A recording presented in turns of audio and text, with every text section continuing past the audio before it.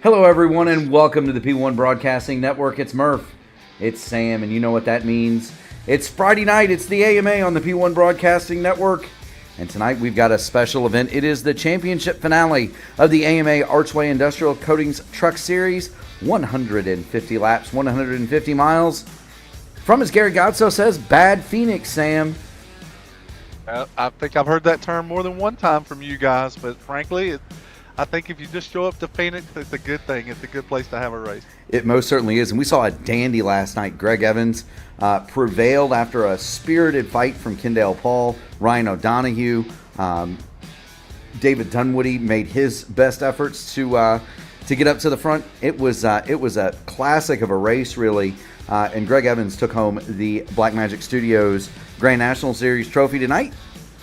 We've got the Trucksters. It is Ryan O'Donoghue, Chuck Sweeting, Justin Osterman, and Kendall Paul. They're going to have one more crack, Kendall Paul and Ryan O'Donoghue are, at a title. And if what we saw out of O'Donoghue last night is any indication, he's got Phoenix pretty well figured out. If he can keep that truck out of trouble, he might be the odds-on favorite to win this one.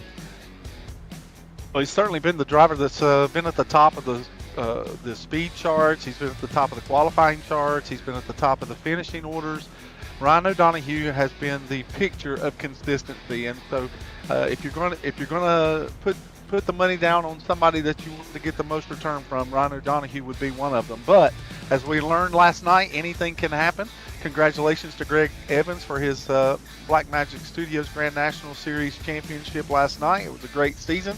But let's see what we can do to put something together tonight for a great race as we did last night. I will say this about last night's race, is last night's race really gave us what we were looking for. It gave us pack racing, it gave us exchanges for the lead, and coming down the wire, it actually played into pit strategies and late race cautions. You can't ask for more than that when you're looking for diversity in a race, and so hopefully we'll find some of that same energy tonight in the Archway Industrial Coatings race. Absolutely. As we previously said, it's a 150 lapper tonight, so 50 laps shorter than last night. That should make the racing a lot more intense. The other thing, Sam, that we're looking at tonight is the stages are the same. So 45 and 90 are going to be the stage breaks. Kind of walk us through what that means. Does that mean that we can make the final stage without a pit stop, Sam? I think we're going to be fine as far as fuel mileage goes, unless something unexpectedly pops up. I mean, 90 laps, it'll be 60 laps, so it'll be really close on the last stage. But I think that you may find some drivers that'll be kind of conserving a little bit on the last stage to make sure that they have enough. But the tires will really come into play for a long run, and I'm eager to see which drivers are going to push the truck as hard as they can in the first two segments so that they can get a good gauge of tire wear for that last segment. 100%. As we talked about last night, this track is steeped in both NASCAR, open wheel, and sports car history. To give a rundown of the track records here, the NASCAR truck record, 26,774. That was set by Zane Smith in the 2020 Lucas Oil 150 right here at Phoenix, the championship finale in that series. The overall track record is owned by Tony Kanaan in a Dallara DW12 during the 2016 Desert Diamond West Valley Phoenix Grand Prix, 19.767 or 737 seconds. That is hauling the mail around here, Sam. You just recently met him in person at the Expo. I did. He is a heck of a guy, Tony Kanaan, and he called a race that I was in, which was a thrill. I got to meet Tony, shake his hand, got his autograph.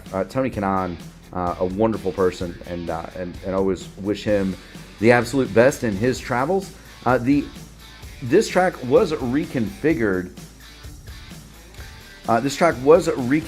Sam, pre-COVID, 2016, 2017, 2018, somewhere in there. Yeah. And so this is not the original. Layout. They added some banking to the dogleg section. Added a little bit of banking, and they widened that out. Added some banking to turns 1 and 2. They demolished the grandstand where the old start-finish line was. Changed the pit area around a little bit, and so the original track that existed from 1964 to 2010, the overall track record was held by Ari Lyondike, 20.791. So the track is about a second a lap quicker than it used to be, Sam. Not only that, there was a road course here. If you remember the old races at Phoenix, there was the break in the backstretch wall. There was a road course that went outside and came back in, Sam.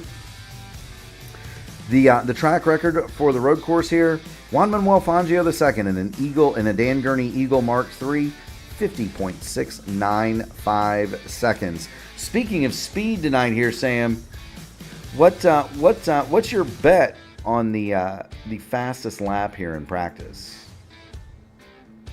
I'm going to, well, since we were talking about putting down odds on drivers, then I'm going to say Ryan O'Donoghue again.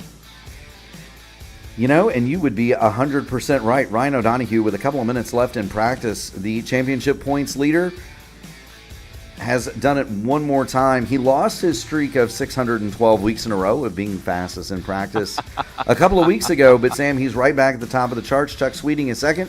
Race winner Jim Duda is third on the list. Matty Wagner, the open wheel ace, is fourth, and Paul Witt is fifth on those speed charts. And so Paul Witt looking to have a fun and fast night tonight. Again, the championship four are Ryan O'Donoghue, Chuck Sweeting, Mr. Excitement Justin Osterman, and Kendall Paul. And I got to tell you, seeing Justin Osterman wheel that truck for a championship, that may be worth the price of admission, Sam. Oh, hold on, because I talked to Mr. Excitement a little bit tonight, and actually he doesn't feel as comfortable here at Phoenix, but he's thinking outside the box. So it's going to be interesting to see how things are going to play out tonight. You know, we saw that last night with David Dunwoody. He went on an alternate tire strategy. The caution that would have benefited him from taking gas only at the stage and given him an extra set of tires should a caution fall late. It panned out about 15 laps too late for David Dunwoody. But yeah, we're gonna see somebody try something, and if somebody is gonna try something out of that group of four, you got to believe it's going to be Justin Osterman that's going to try it. He's always exciting to watch. The other thing, Sam, is the top 8 here, all under 27 seconds and all within a couple of tenths of a second of each other. This is a pretty doggone close field, Sam. Oh, no question. The speeds seem to be very relatively close. However, when it comes to Phoenix, that fast lap is really just one fast lap. It doesn't take long for things to kind of even out, and some drivers are a little better at saving tires than others. But the field has a tendency to bunch itself closely together, and it's a lot of follow the leader, and then you take advantage of drivers that might be wearing their stuff out a little too quick. We saw a lot of give and take last night in the Grand National race, and I'm going to expect that we may see some of that tonight as well. But anything is possible when you consider the talent that we have here in the Archway Industrial Coatings field.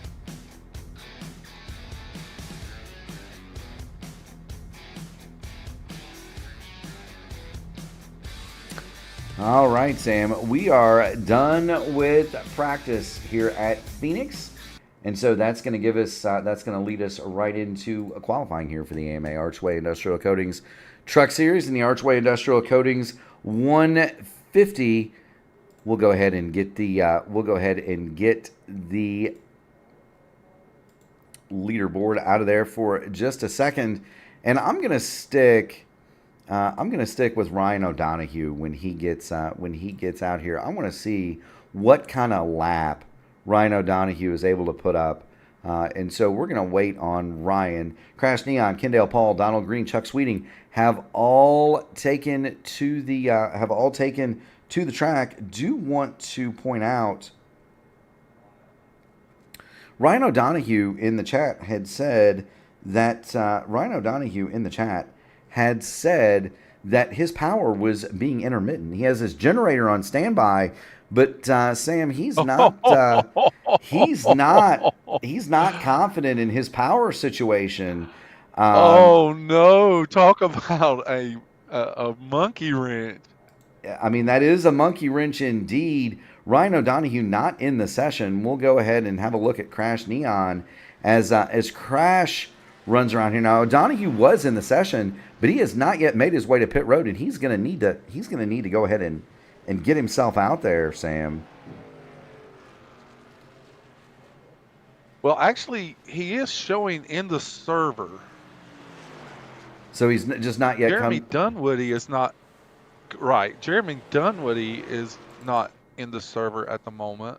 David Dunwoody just connected, but Ryan O'Donoghue is showing in the server at the moment. There he is, and there he goes, Sam. So Ryan O'Donoghue is going to pull the 14 out on to the race course. This is going to be a hot one, Sam. Oh, no question. Then you have to put into consideration what's going through his mind. What's going through Ryan O'Donoghue's mind? He just misses a championship by one position last night. Here he is battling for another championship, another chance at the gold ring tonight, and now he has this specter of a power outage hanging over his head. Man, I'm telling you, it could really mess with your head sometimes when these things start happening. You know it can, and depending. And he's in the wall. The first lap won't count. Yeah, first lap's not going to count, and he's gonna pull it to a stop, Sam. So just an interesting state of affairs for Ryan O'Donoghue. You talk about, and he's already burned a lap, so he's going to have to come by on this lap and make a hot one, Sam. Yeah, on fresh tires, on cold tires, he's going to have to make sure that it's his fastest lap on this one. He has one attempt. Yeah, he's going to get one shot at the coconut. Now, he's a fast dude, Ryan O'Donoghue, but we're going to follow that story. Taps the wall, first lap does not count. Here he comes. He's going to get the green flag, start his second lap all the way down almost to the cone, Sam, in that dog leg. Now he'll be a little bit more careful this time. Yeah, now he's one of those that did run that higher line through turns 1 and 2 last night. We see him run the middle. He did not go high. He did not go high this time. Down through 3 and 4, and here comes Ryan O'Donoghue to get the checkered flag. The time, 26:7:19, and that is going to vault him right to the top of the board off. I mean, he's still 2/10 faster than anyone else in the field in qualifying right now. He most certainly is. There's David Dunwoody. He is out on the racing surface. David Dunwoody pulls his truck in seventh quick. We'll have a look at the battle in Britt. James Hodgson, he is on pit lane. He's already made one lap, and so James Hodgson is going to go out for his second. Could have been some contact on the first. And look at James. He's weaving coming off the pit lane. Yeah, he's probably trying just to get a little adhesion in those front tires. The track temperature it's moderate for Phoenix. It's at 87 degrees, but it is the warmer part of the day from where the practice speeds were. It was a little later in the afternoon, and so the track temp was down a little bit. And so now here we are at about 1 o'clock PM time, and the track temperature is going to be a little bit more. And that sun, that Phoenix sun. It most certainly is. Here's Hodgson as he maneuvers around the Phoenix Raceway, coming through 1 and 2 on lap number 2. He's only going to get one shot at it, Sam. Here comes James Hodgson. We've seen the temperature kind of start to drop a little bit. It's down to 85 on the track since even the qualifying session started. There's Hodgson. He'll come through 26:9:39. 14 seconds. Yeah. Yeah. So Hodgson's going to get it in. Can he get this in before time elapses? Well, he does. I think you might be a little bit behind, Sam. Time has expired. Hodgson went to second quick. Ryan O'Donoghue is going to have the pole. James Hodgson will qualify in second spot. Still 2/10 faster for Ryan O'Donoghue. 2/10.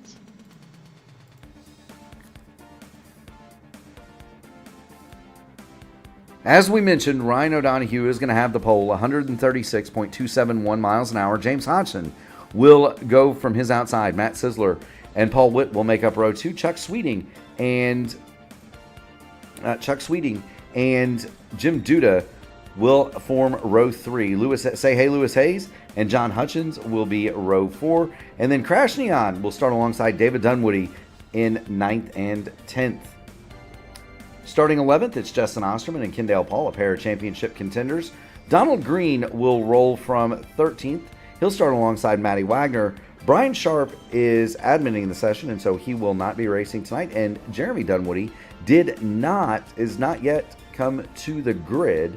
If he does, he will start tailing Charlie in 15th on the event. 15 trucks have entered tonight. David Dunwoody says he doesn't have any practice. He's just going to send it. Also with that, Sam, Donald Green, he's let us know that he could. Gee whiz, David! I thought that's what you did when you did have practice. Yeah, I was going to say, I've got a shiny new dime that says we're going to see him all the way down, Sam, on the flat.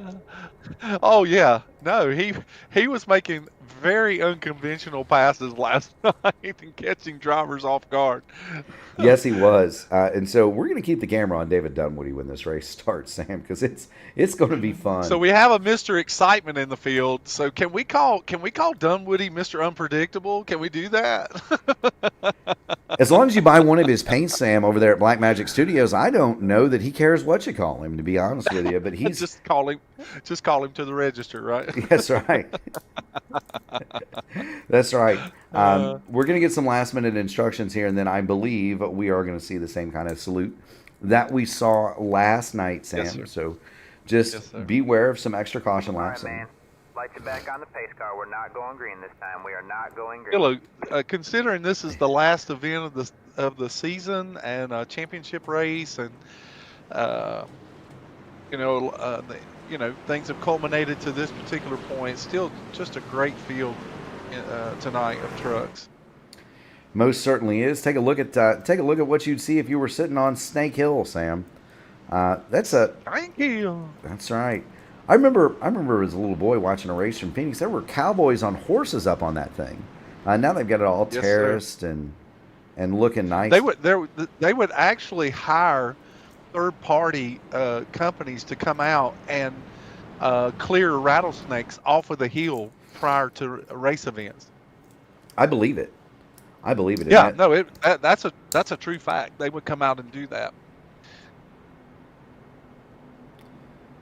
There you go. You see the trucks forming up 4 wide to salute the fans here.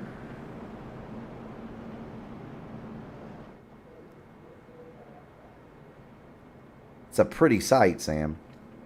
Oh yeah, I just think this is just a nice gesture, and the drivers are doing a great job. It looks really good. Super good. It most certainly does, and so lights are still. You don't see them do this particular thing in these series.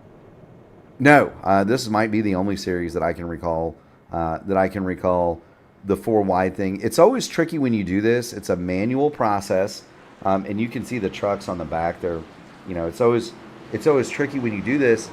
The same kind of thing applies for the start at Indianapolis, where if you're in a league situation, they do a manual 3 wide start, Sam.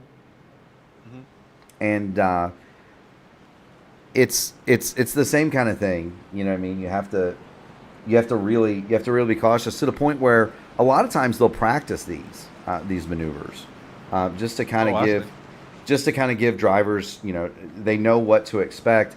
The lights are still on the pace car. Now they're forming up, Sam, in their proper. Now the lights are out. Yeah, now the lights are out. So, and one of our championship contenders, Justin Osterman, has actually received a end of the field penalty here, and he'll have to serve that to start this race. There you go. So we'll look at Justin Osterman to fall to the rear. 150 laps, stages at 45 and 90 on tap for us tonight here in the AMA Archway Industrial Coatings Archway Industrial Coatings Truck Series.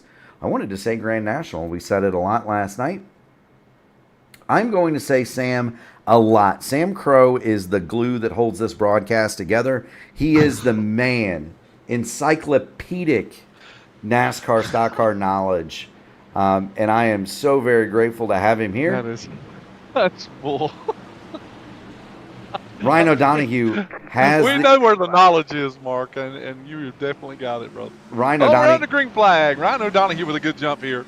Ryan O'Donoghue launches, and we are immediately going to get the camera on that number 28, David Dunwoody. Watch him sling that thing all the way to the bottom. All the way to the wall. Yeah. He's at the wall. You can do that for a lap or maybe two. Osterman hits pit road to serve his penalty. And he has zero gain out of that. Oh, no, he's going to try and dive underneath Lewis Hayes. And he didn't quite make it on Say Hey Lewis Hayes. But David Dunwoody is bringing the heat. He's made it up to 9th.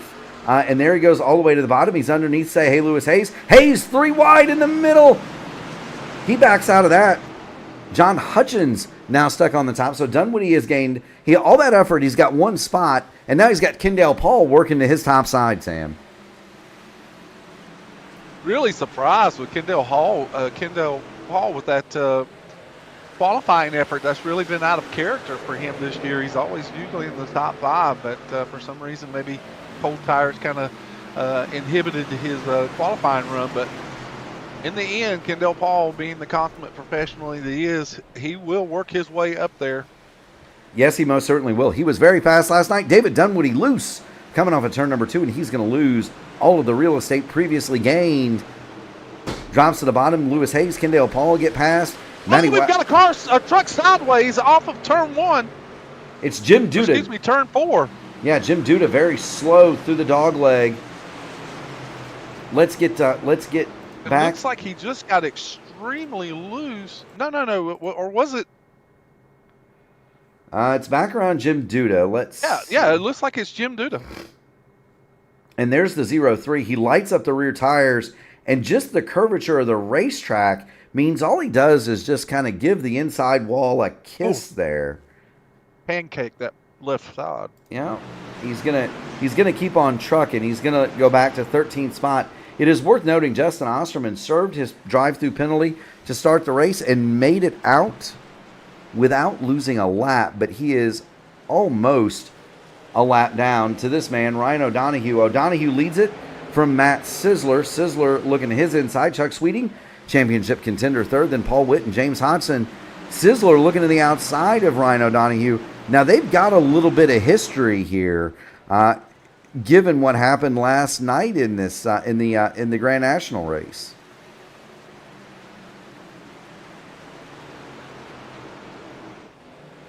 Although Ryan O'Donoghue does have a massive advantage tonight over last night, Sam, Matt Wagner is in the field tonight and therefore not on his pit box. Right. He's definitely a competitor tonight, and he was letting that be known. Yes, he was. So always gotta give a needle to the Horizon IndyCar Series impresario. He runs in 10th currently, and there's Matty Wagner in the 17. He's 10th. He's behind Crash Neon in 9th. That's another open wheel star. David Dunwoody runs in 11th.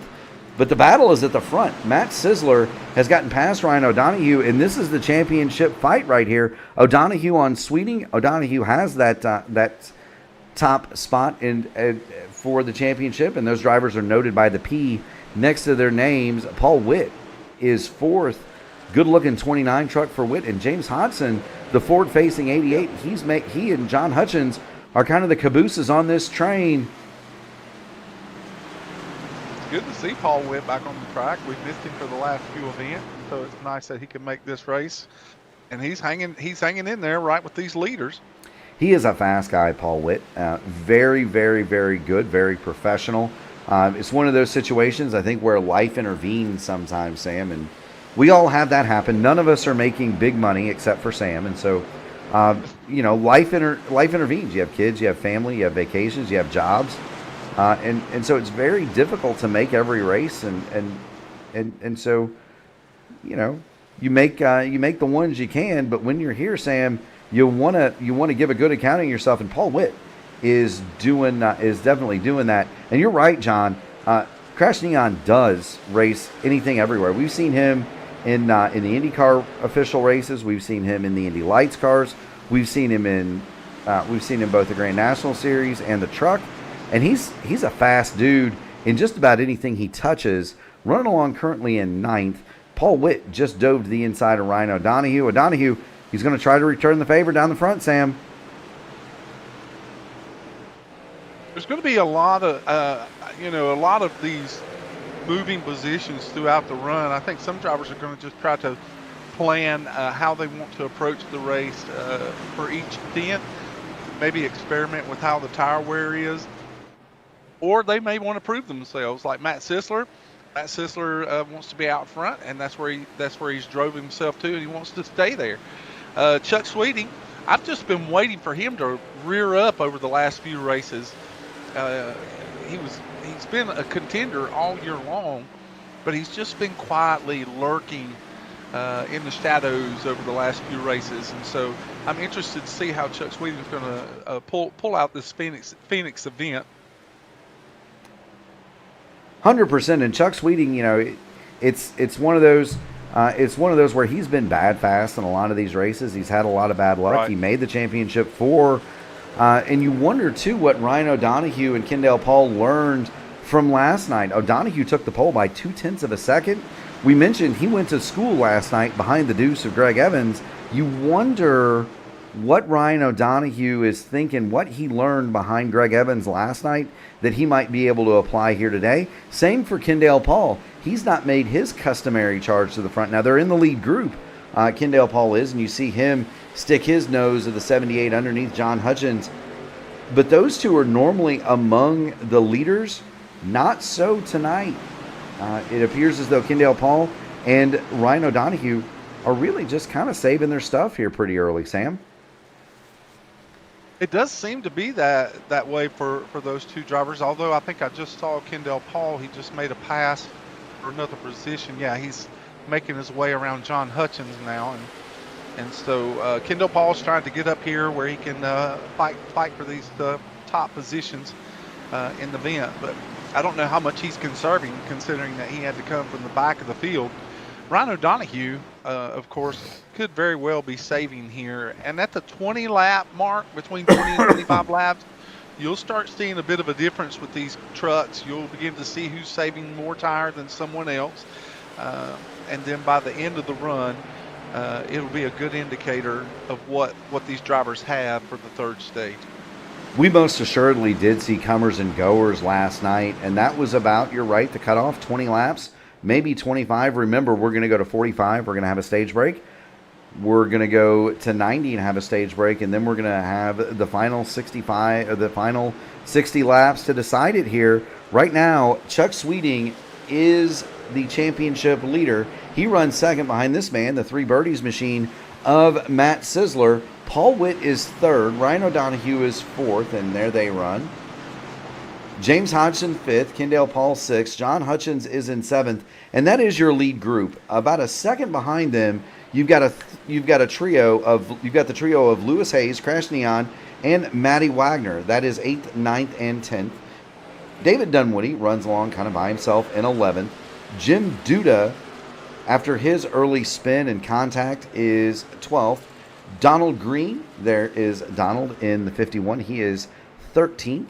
And Justin Osterman is laying down some, and I mean he is laying down some laps. He's about a 10th quicker than the leader, Sam, desperately trying to stay on that lead lap. If he can do that, that is a huge win for him, Sam, because he'll be able to come in, bolt on 4 tires at that first stop, and it's a brand new race at that point for Justin Osterman. Oh yeah, and even if for some reason he burns the tires down and he's the first truck a lap down, of course he'll be putting himself in the position for the lucky dog. But I understand you don't want to get into that position. It puts you in a spot where in your mindset that you just don't want to restart or be pitting on a different sequence or something like that. You just really want to make sure you stay on the lead lap to the best of your ability. And talking about the difference between, we were talking a little bit about what Ryan O'Donoghue and Kendall Paul, or even Crash Neon, who finished on the podium last night, had a great run in the third stint in the Grand National Series. These drivers that raced last night, what they may or may not have learned at this racetrack, I think the biggest thing that they may have learned is that there are multiple lines that they can utilize. But the truck is such a different creature compared to the Grand National car. There's not as much suspension travel. It's not as sensitive at the rear. There's more downforce for the truck, so they can be a bit different in their driving style. But the line, I think the racing line you can learn a lot from, and you can actually utilize those lines to your advantage by how the truck and the tires wear. You most certainly can. We saw Ryan O'Donohue get around Paul Witt. O'Donohue, he faded from the pole to fourth. He has now started to creep back up. He started to creep back up toward the front. He was the fastest car, or truck, excuse me, Sam, on the racing surface that last time by. And Ryan O'Donohue's coming, Sam. Jump on board with him. It is worth mentioning the weather here. We talked about the hot Phoenix sun. That sun is starting to set. The track is now 71 in the air, 75 on the track. This race will finish in the dark, and so you're looking at substantial under the lights. under the lights. We're looking at substantial track. We're looking at substantial track changes here this evening, aren't we? Oh, no question. The track definitely will change with the temperature of the track surface that'll be dropping. They'll give these trucks way more grip. And then, of course, with more grip comes more enthusiasm about how you drive the truck in the corner and how you attack. You can change your brake bias. It allows you a little bit more levity about how the race will play out for your particular truck and your driving style.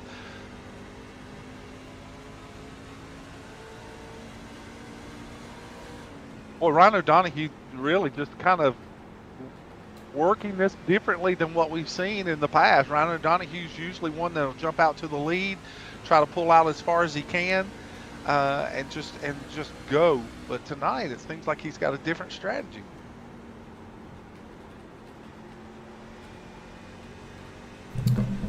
Indeed,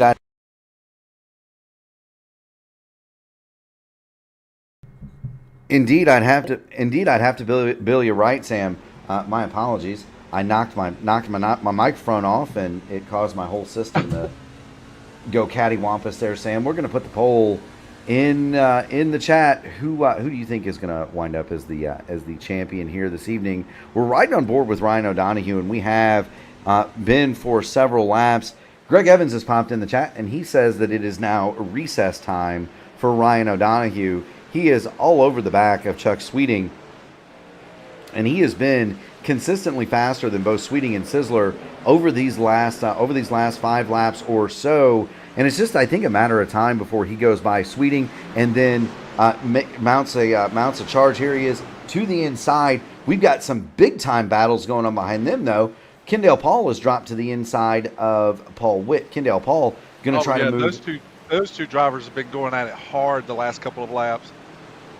Yes, they most certainly have. At one point, they were 3 wide back there with James Hodgson, the battle and Britt, and you got to give a lot. You got to give the non-championship drivers in the AMA a lot of credit. We saw last night they give a lot of room to the championship 4, and the same is happening here. Paul Witt making sure that he doesn't. They're giving an extra half a lane there to Kendall Paul.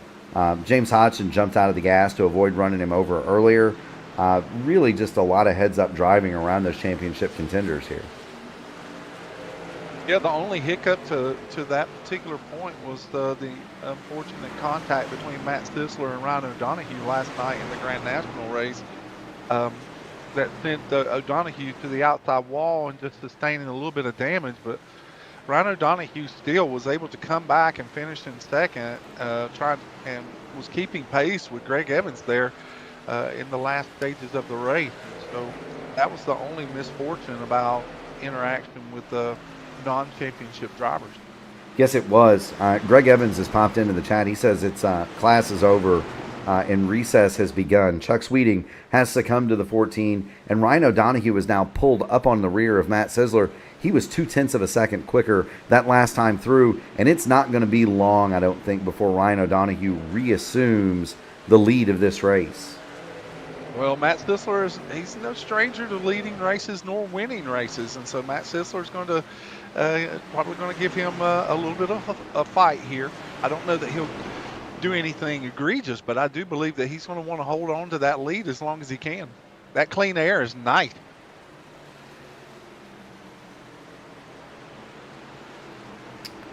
It most certainly is, but Ryan O'Donoghue all over the tailgate of Matt Sisler. Let's jump back.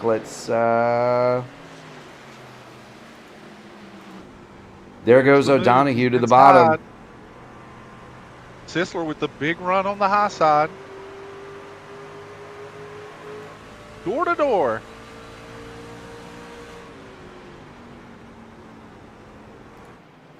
Yes, they are. We'll hop in the P1 airship out of Ryan O'Donoghue's car.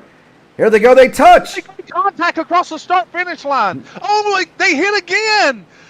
Oh, no. We're going to have caution on the speedway, and that is a big lick for Ryan O'Donoghue. You were watching it. Matt Sisler hard into the outside wall. Ryan O'Donoghue and Matt Sisler contact one more time, and O'Donoghue is already pulling down the pit lane. Oh no, this is dire damage to the 14 truck. That is Ryan O'Donoghue is not happy. He is not happy. That is a meatball for Ryan O'Donoghue. There you see the initial hit, and then there you see the second, and O'Donoghue hard into the outside wall. Meatball for Ryan O'Donoghue. Let's have a look at it from a different angle here. Sisler just he comes off, he gets the drive off the outside. I don't know if he thought that O'Donoghue was going to cut the course. I don't know if he thought that he was just going to go way to the bottom, and his anticipation and his guess was wrong.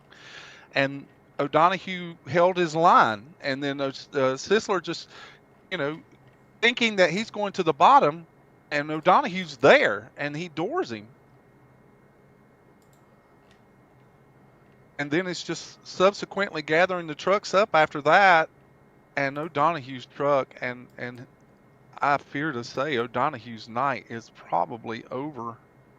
It very well could be. He's already the fender is completely off of that Chevrolet Silverado. He is not happy. It's the first time I believe I've ever heard Ryan O'Donoghue all year voice his displeasure. It's how heartbreaking. It is. In the cockpit.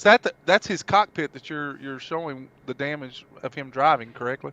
Yeah, and is that great? Yeah. The steering wheel didn't move after the initial contact. I wonder, Sam, if that initial hit didn't break the suspension and Ryan wheel damage. He may have got a wheel damage immediately from that.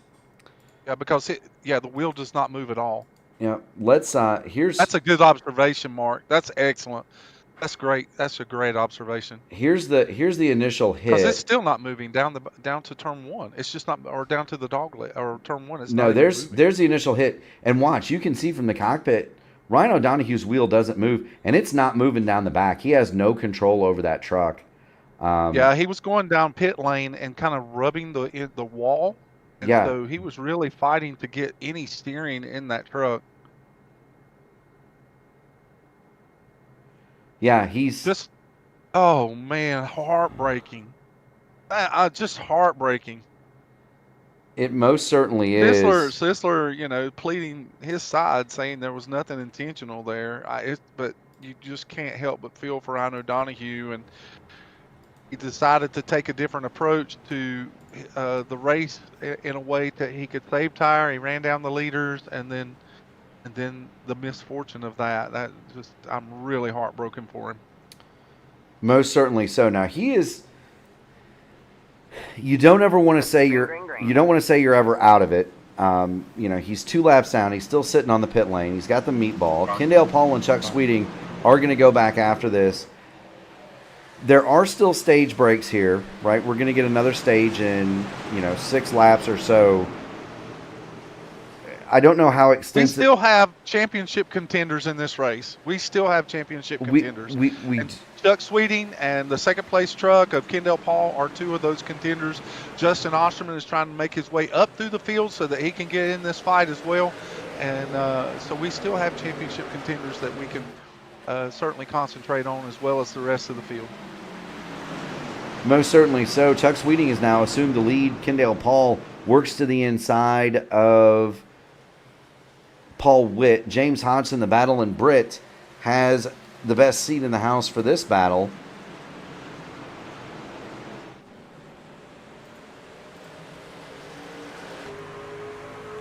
Jump on board with James Hodgson.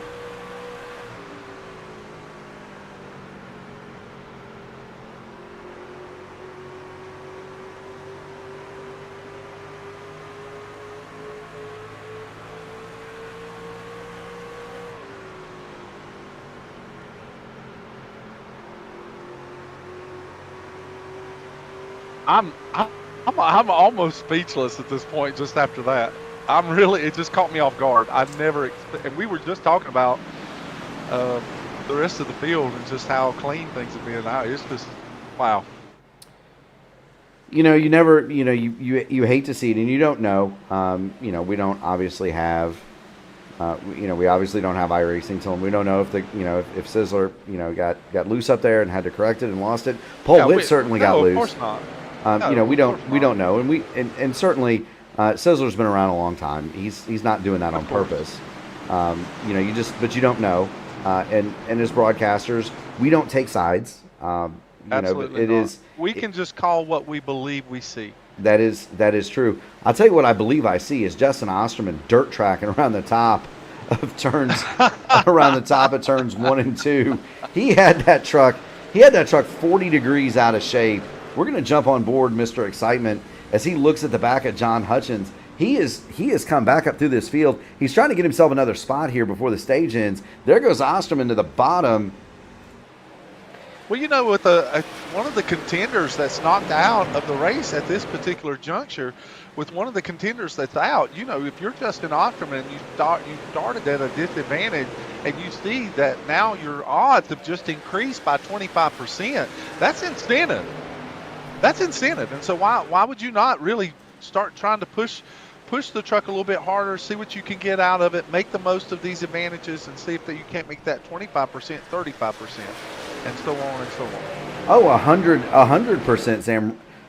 Justin Osterman, he is working the bottom. Let's see if he can't get that spot off of John Hutchins here. Now remember, the stage doesn't end until 10th place crosses the line. And we'll see where Justin Osterman scored. He's going to be credited with either 4th or 5th in the stage. The stage is won by Chuck Sweeting. Sweeting takes it over Kendall Paul, James Hodgson, John Hutchins, and Justin Osterman are your top 5. So we do have 3 trucks remaining in the top 5. Ryan O'Donohue continues to sit on pit lane. He is 10 laps down, and the meatball is still on that number 14 machine. Oh, and caution's on the track. I was looking at some other. It is the stage break. Oh, okay, I see. It is the stage break, and so everybody will come down here. They will all grab tires. Matt Sizzler will get the wave around, or the lucky dog rather, and we will continue this fight. Here is Sweeting, Kendall Paul, David Dunwoody stays out, as does Matt Sizzler. Of course, he's going to have to pit the next time by, but David Dunwoody stayed out here, Sam.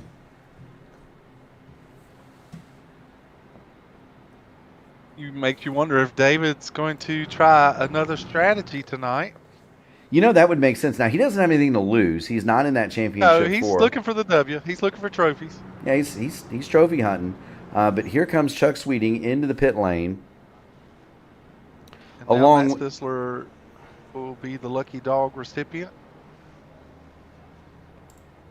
Along with the entire field, less David Dunwoody and Matt Sizzler. Of course, Sizzler is going to get the lucky dog.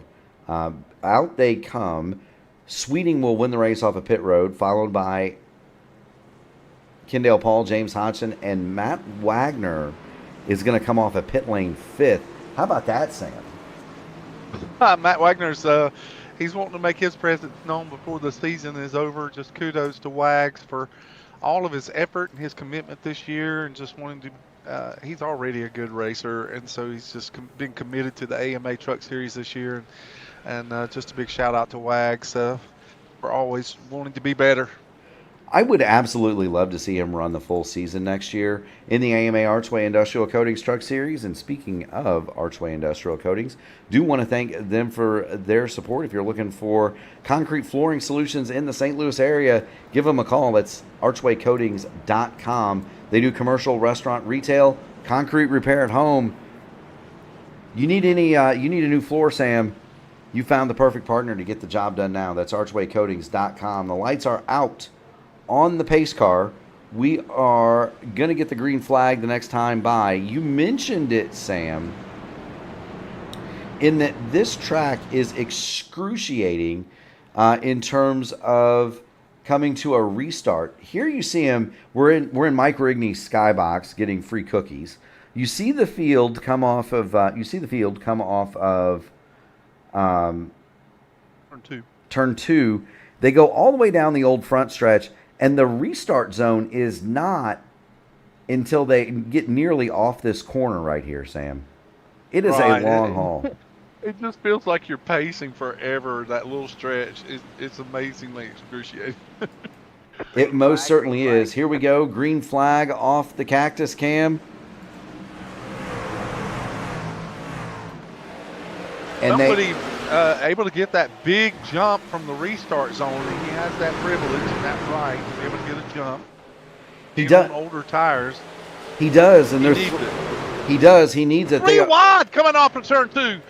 4 wide. This is going to get interesting. That is Crash Neon on the bottom, Paul Witt in the middle, Matty Wagner on the top. Wags smacks the wall a little bit.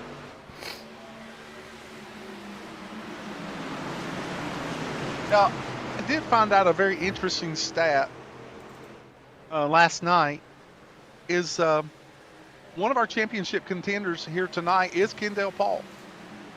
Kendall Paul is the defending Truck Series champion. And this stat that, we have a truck that's spinning back toward the start-finish line, sideways on the track. That is Paul Witt. Caution is on the speedway. One more time. That's going to give Jim Duda a chance to get his lost lap back. He spent 1 minute and 25 seconds under repair in that last caution. Paul Witt has brought out this yellow flag, and we'll see what's befallen Paul Witt. Here he is. He's running along in that knot with Neon, Osterman, and Wagner, and it just looks like he lit the rear tires up getting off of turn number 4. Right. We are engaged in a furious debate, and feel free to chime in as we get under caution here. Furious debate is ensuing over best Phoenix. Closed dogleg Phoenix, open dogleg Phoenix, or legacy Phoenix, Sam. You don't get to bow out of this one. You have to take a side. I have to take it? Yes. Open dogleg, I'll just call it by its proper, but open dogleg Phoenix, I do not mind it. I enjoy racing it. Has it bit me? Yes. Has it frustrated me? Yes. But I have found that some of the tracks that frustrate me most are the tracks that I enjoy racing equally as much. So I am fine with open dogleg Phoenix. We have a vote for closed dogleg Phoenix. I vote Legacy Phoenix. Greg Evans has chimed in and said he's going for Legacy Phoenix. So 2 votes for Legacy, 1 open, 1 closed. Anybody else out there, feel free to chime in. Feel free to chime in. There is only 1 correct answer here, by the way. And somehow, I'm sure Mark will let us know what it is. Well, Gary Gazzo owns the channel, so it's not a democracy, right? Over the editorial content here at P1. But my stat that I was getting ready to give before Paul Witt's unfortunate spin was that Kendall Paul is the defending Truck Series champion. Yes, he is. This is the first time that a defending champion in the AMA made the next season's Final Four. Yes, it is. And So, Kendall Paul has the distinction of having qualified not only for the AMA Blackmagic Studios Grand National, the AMA Grand National Final Four, he qualified here in the Archway Industrial Truck Series. The fun part about that, Sam, is that I recall who Kendall Paul beat in that Truck Series finale last year, and it may be a sore point of contention, Sam. I can't imagine who would be have hard feelings toward Kendall Paul. Honestly, who in the world could possibly? Yeah, who in the world could possibly, right? I'm trying to remember. I finished 11th in that one. We're back under green. I had an unfortunate confrontation with another driver in that one. Chad Winstead won the race. Kendall Paul finished second, won the championship. But that was a frustrating night for me for sure, because we had the speed to win the race. Certainly, Winstead was quick, so was Kyle Heath, but we were right there with a shot at it, and it was frustrating. It was a frustrating evening to get the fence, but it happens. You go on, right?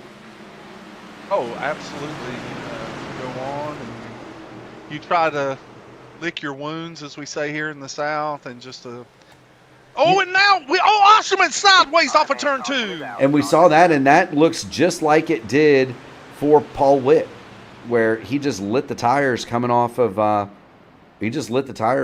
turn number 2. Oh, here he is. Heavy front end damage to the 53 machine.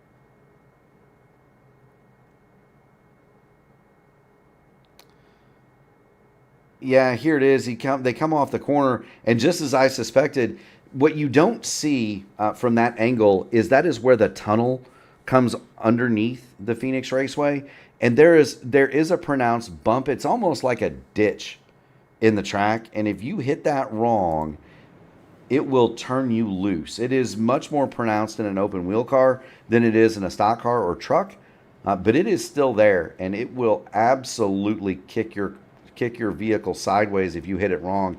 And it's in the middle of the track. Osterman was right in that spot on cold tires, and the truck just snapped on him on exit.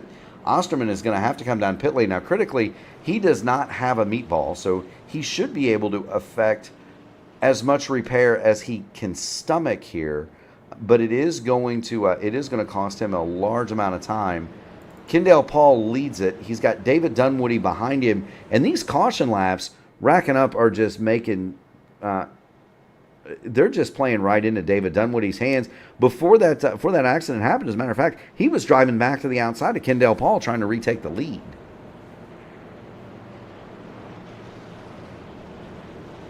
Well, Mark, if you don't mind, I'm going to jump down into the pit area. I'm going to check at the Infield Care Center on Ryan O'Donoghue. Absolutely. Give Ryan O'Donoghue my best. He continues to sit on pit lane.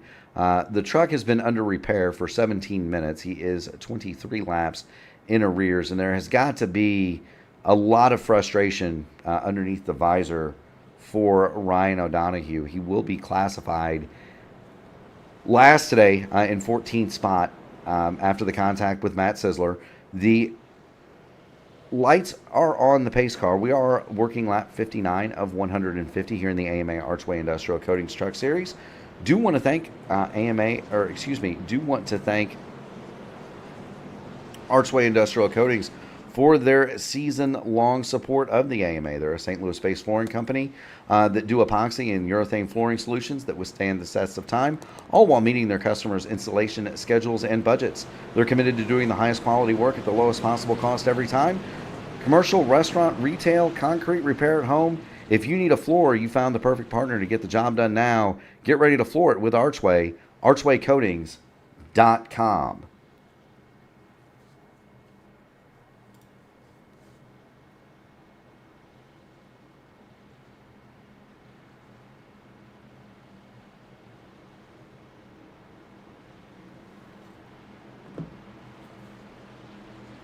And here we go. Kendall Paul is going to have the inside on the restart. David Dunwoody his outside. Chuck Sweeting crashing on row 2. Dunwoody does not get a good jump. He's on the older tires, and to boot, he's on the outside line, and the inside line does have a tremendous advantage here at Phoenix. Kendall Paul reaches out. He'll race away from Crash Neon. Neon underneath Dunwoody for second. Dunwoody is going to mount a charge to the top side of Kendall Paul, trying to hold on to that second spot and maybe go for the lead.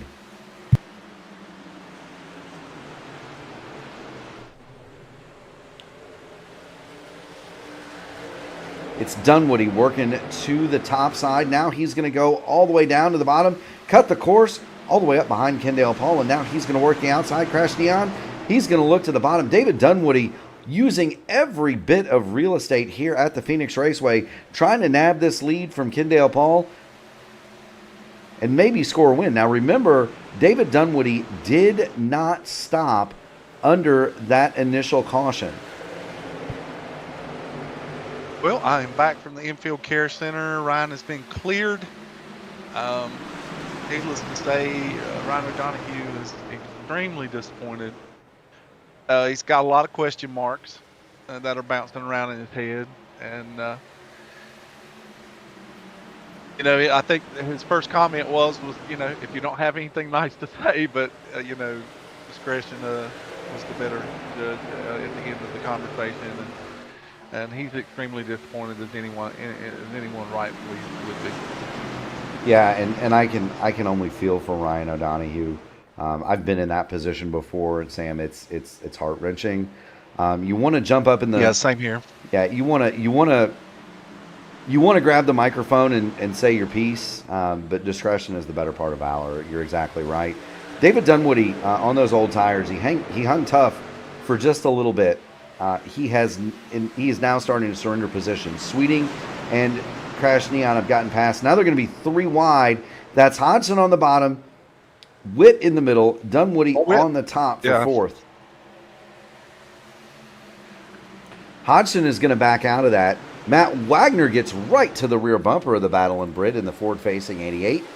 That's going to give Dunwoody a reprieve as Wagner tries to come through. And now Dunwoody's going to swing to the bottom of Paul Witt. There is no quit in David Dunwoody. No, there's absolutely no quit in that David Dunwoody truck, none whatsoever. Now I will say this: he did at least take fuel 29 laps ago under a caution, so he's got enough to make it to lap 90. But those tires are definitely worse for the wear, and he is definitely saved a set. On there for David Dunwoody. His stop when he did stop was 11.7 seconds. So if he took tires, he only took 2. And my guess is if he only took 2, he took lefts. Would be my guess.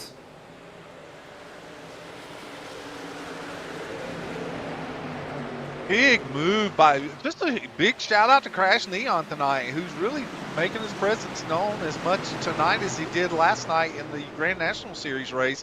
He made a bold move for the lead underneath Kendall Paul and lost tons of momentum with Sweeting coming up behind him. And so he backed out of it and allowed himself to fall back in line. He dropped from battling for the lead into fourth. And now Sweeting is putting the pressure on Kendall Paul. He most certainly is. Crash Neon runs along in fourth. Paul Witt has secured third. There's Chuck Sweeting. This is not only the battle for the lead, but it is the battle for the championship lead. Justin Osterman has effected repair to his truck. He is back in seventh. Ryan O'Donoghue, of course, remains in his truck on pit road. Sam, did he give any indication? I mean, is it fixable, or is he done and just observing at this point? I think at this particular point he realizes that his night is over, and he's just kind of allowing himself to decompress, so to speak.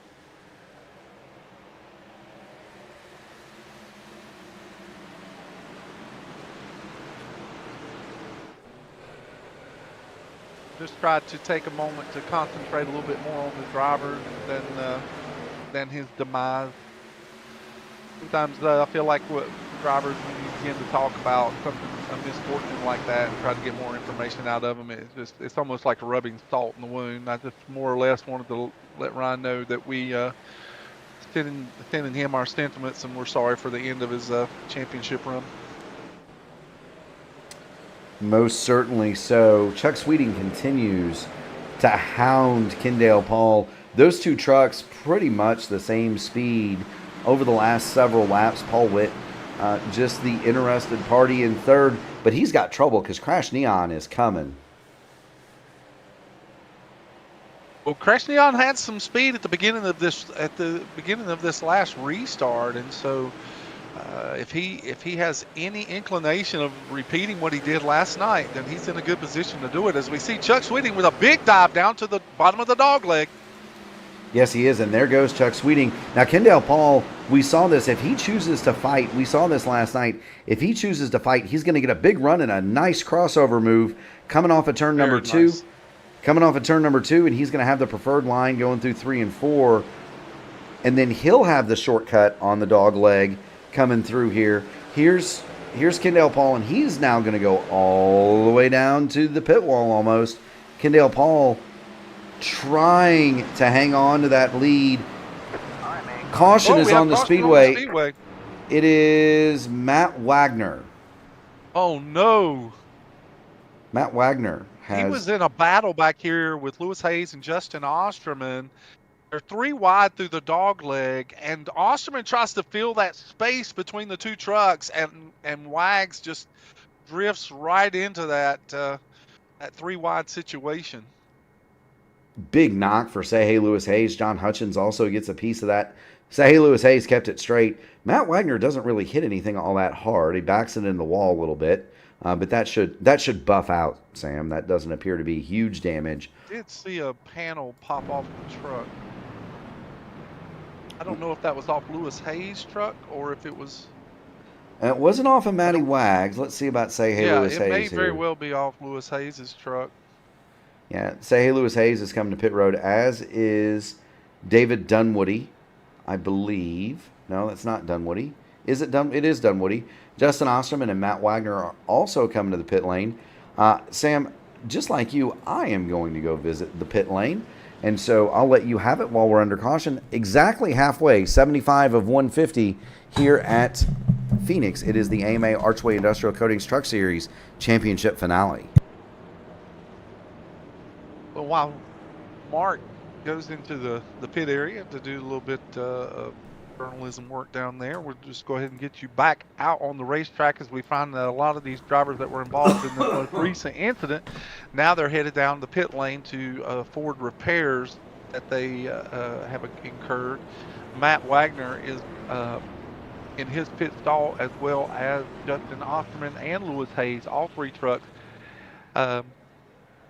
Masterful job of driving by John Hutchins right there, who was behind those 3 drivers when the incident occurred. He was able to get the truck down to the apron of the racetrack and avoid calamity in that particular incident. He is not on the pit lane getting any repairs.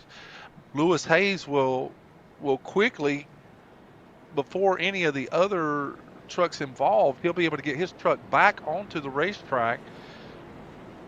Here comes Matt Wagner. He'll follow suit, and Justin Osterman will be behind the 17 of Matt Wagner. And so all 3 drivers are working their way back out onto the racetrack. But, of course, they have to do that to prevent themselves from going a lap down.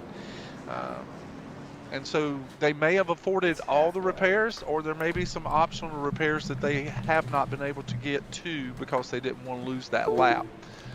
The lights on the pace car are on, and now if you're paying attention onto the broadcast, you'll be able to see that the lights are coming on here at Phoenix.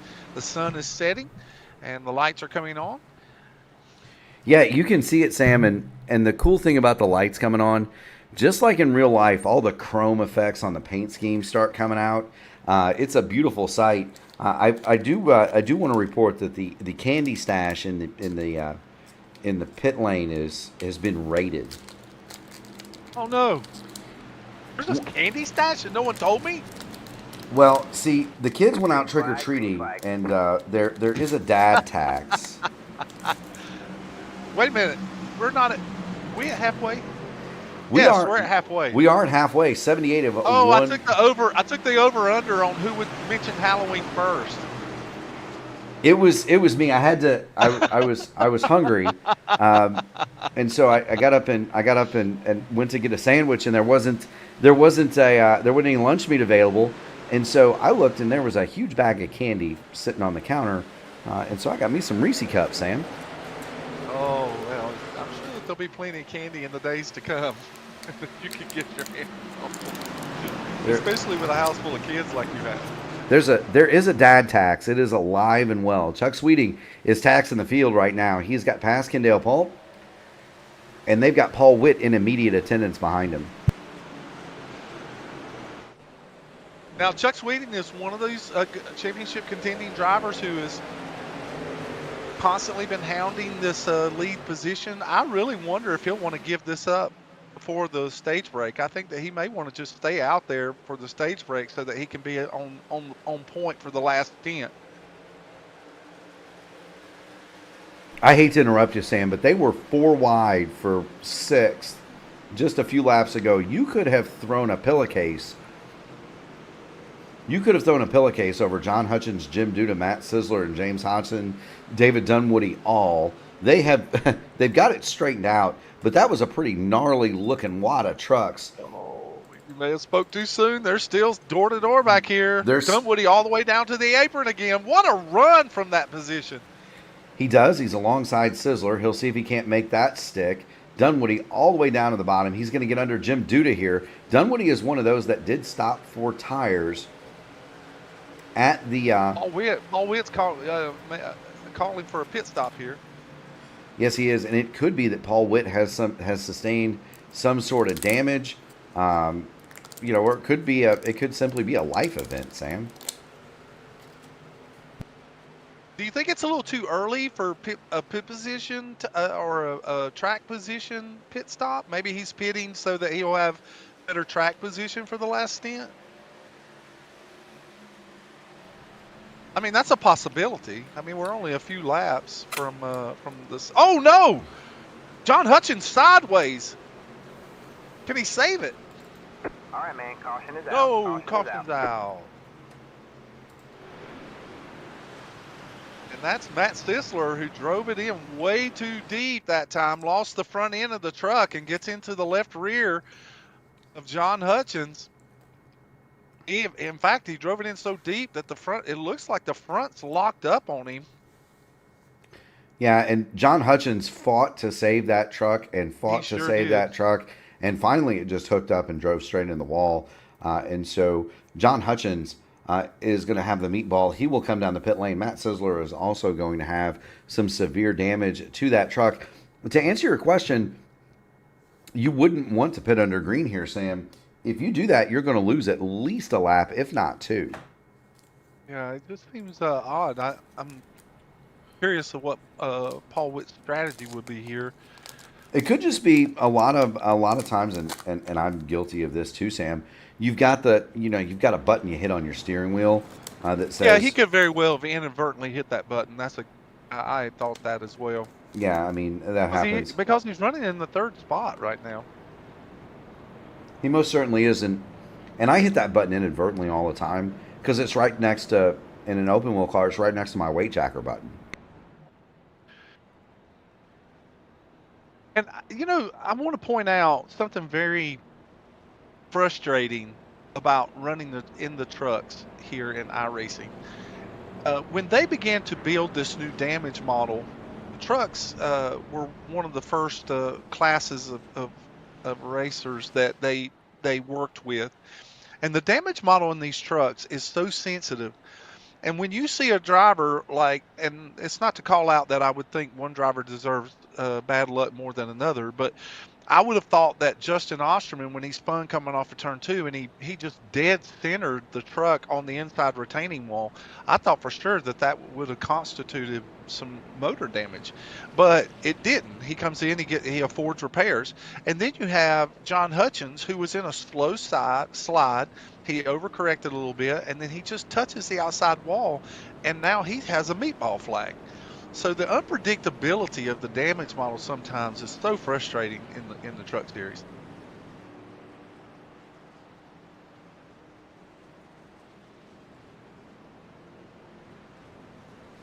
It can be, Sam. Do want to point out, Jim Duda has been given a black flag here that he'll need to serve.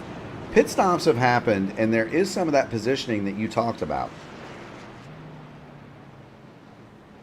Kendall Paul, Donald Green, Say Hey Lewis Hayes, Justin Osterman, Matt Sizzler, and John Hutchins all stopped under that last caution. Chuck Sweeting leads it. We are going to get a green flag here. Remember, there is a stage break. There's a stage break in 3 more laps, but it wasn't close enough to run out the stage under yellow. So Chuck Sweeting and Paul Witt will be on row 1. Crashing on David Dunwoody with only 10-lap-old tires. I think Dunwoody's on row pressure 2. tires here. Yeah, he stopped 10 laps ago, and he's had a lot of laps under caution. Yeah, I think he's on pressure tires. So watch a big move from the 28 right here.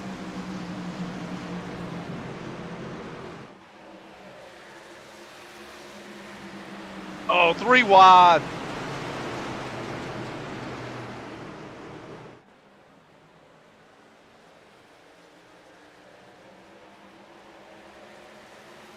Crash Neon's looking on the inside. He'll probably back that out, and he does. Big lead here for Chuck Sweeting. We haven't seen a lead like that all night long. It is. Now, David Dunwoody did his normal, where he went all the way down to the inside wall in turns 1 and 2.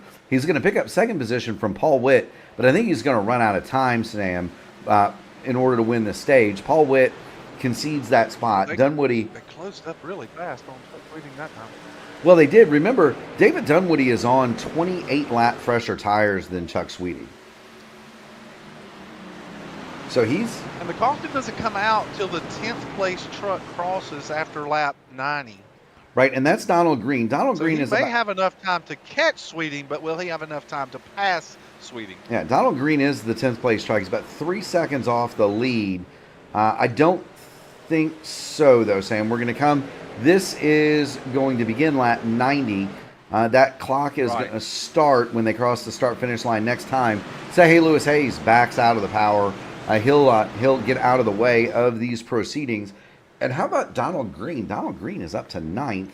Meanwhile, the battle is at the front. David Dunwoody looking to see if he can't do anything with Chuck Sweeting here to close out the stage.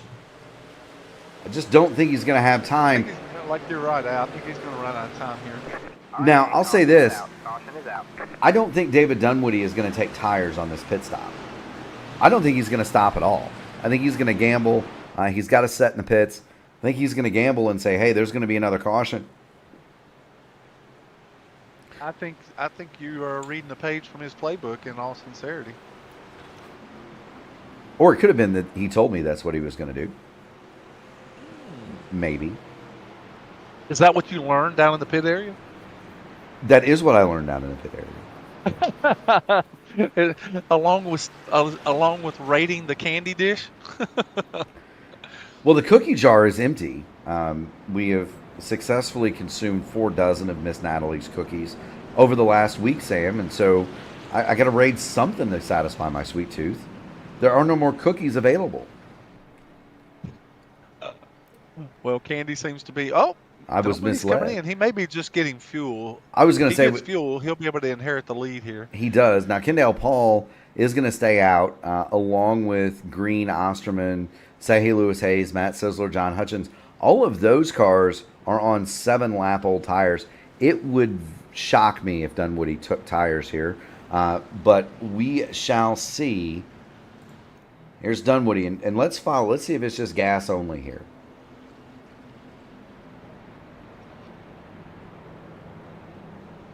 Nope. He's going for tires. So I was misled, Sam. Wouldn't it be just like Dunwoody to just throw you a curveball? Wouldn't it be just like...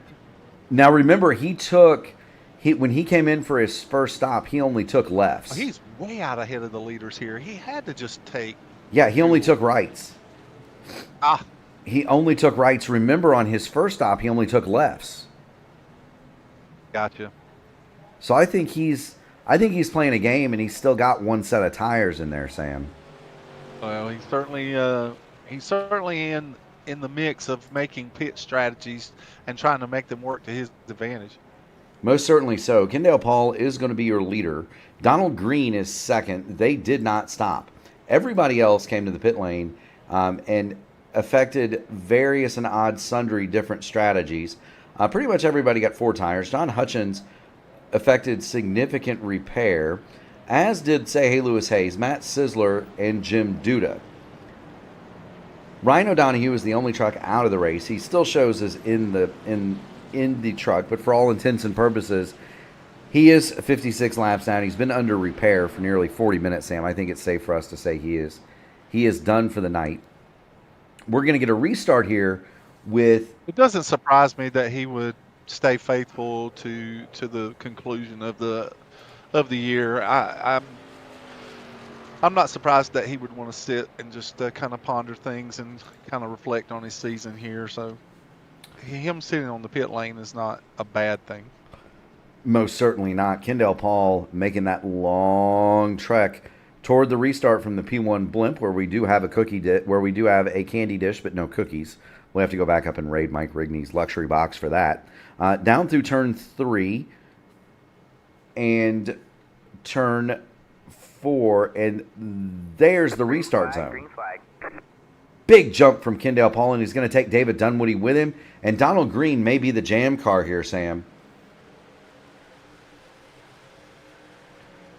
There are 3 wide. We're 3 wide again. And Matty Wags has made his presence known again up here. Wagner sideways in front of Sweeting and Witt. Caution is going to come All out. right, man. Caution is out. Caution is out. Oh, no. Matt Wagner lost the truck coming off of turn number 2 and just slid in front of Paul Witt, James Hodson, and Chuck Sweeting may have gotten a piece of that, Sam. Was serious contact. So here you go. There's Wags. He gets sideways. And there's the contact. Justin Osterman also got some of that. Chuck Sweeting, we're going to focus on next. And so here's Sweeting, and we're going to get in a little bit tighter on Chuck just so that we can see what we can see. I don't know that he hit all that hard in the bag of Witt, but that is significant contact from Wagner, and then the wall. Crash Neon is in there. So a host of trucks involved. We're going to do one more, and let's take a look from the cockpit of Chuck Sweeting. And there's just nowhere for Chuck to go here, Sam. No, there's not. I think that he kind of may have saw in his peripheral vision what was going on the inside, and it looks like he gassed it up just enough to catch the back of Paul Witt in front of him. And then by that time, Matt Wagner's he's along for the ride, trying to gather the truck up, and he collects Chuck Sweeting. Now that right impact of the of Chuck Sweeting's truck could very well institute some wheel damage, and he'll have to afford some repairs there. Yeah, he's already on pit lane. We showed it from the cockpit just because I can kind of move it with the joystick on my steering wheel, Sam, and show you Matt Wagner coming. Chuck Sweeting has called in the night. Yeah, so he's out of the race, and that leaves really only 2 men standing here. Yes, sir, it does. Justin Osterman. Chuck Sweeting is taken into the garage area. Yeah, so that really only leaves Kendall Paul, who is leading, and Justin Osterman is the championship contenders. And Osterman was just on pit lane. He got a big part of that, and he's been damaged most of this night, Sam. Yeah, he's been involved in a couple of on-track incidences, and so we don't know exactly how much damage that truck has incurred during the event. And it seems like Kendall Paul seems to be the one that's more or less surviving this championship run as anything else. I mean, he is leading this field, but it's just a lot of survival tonight.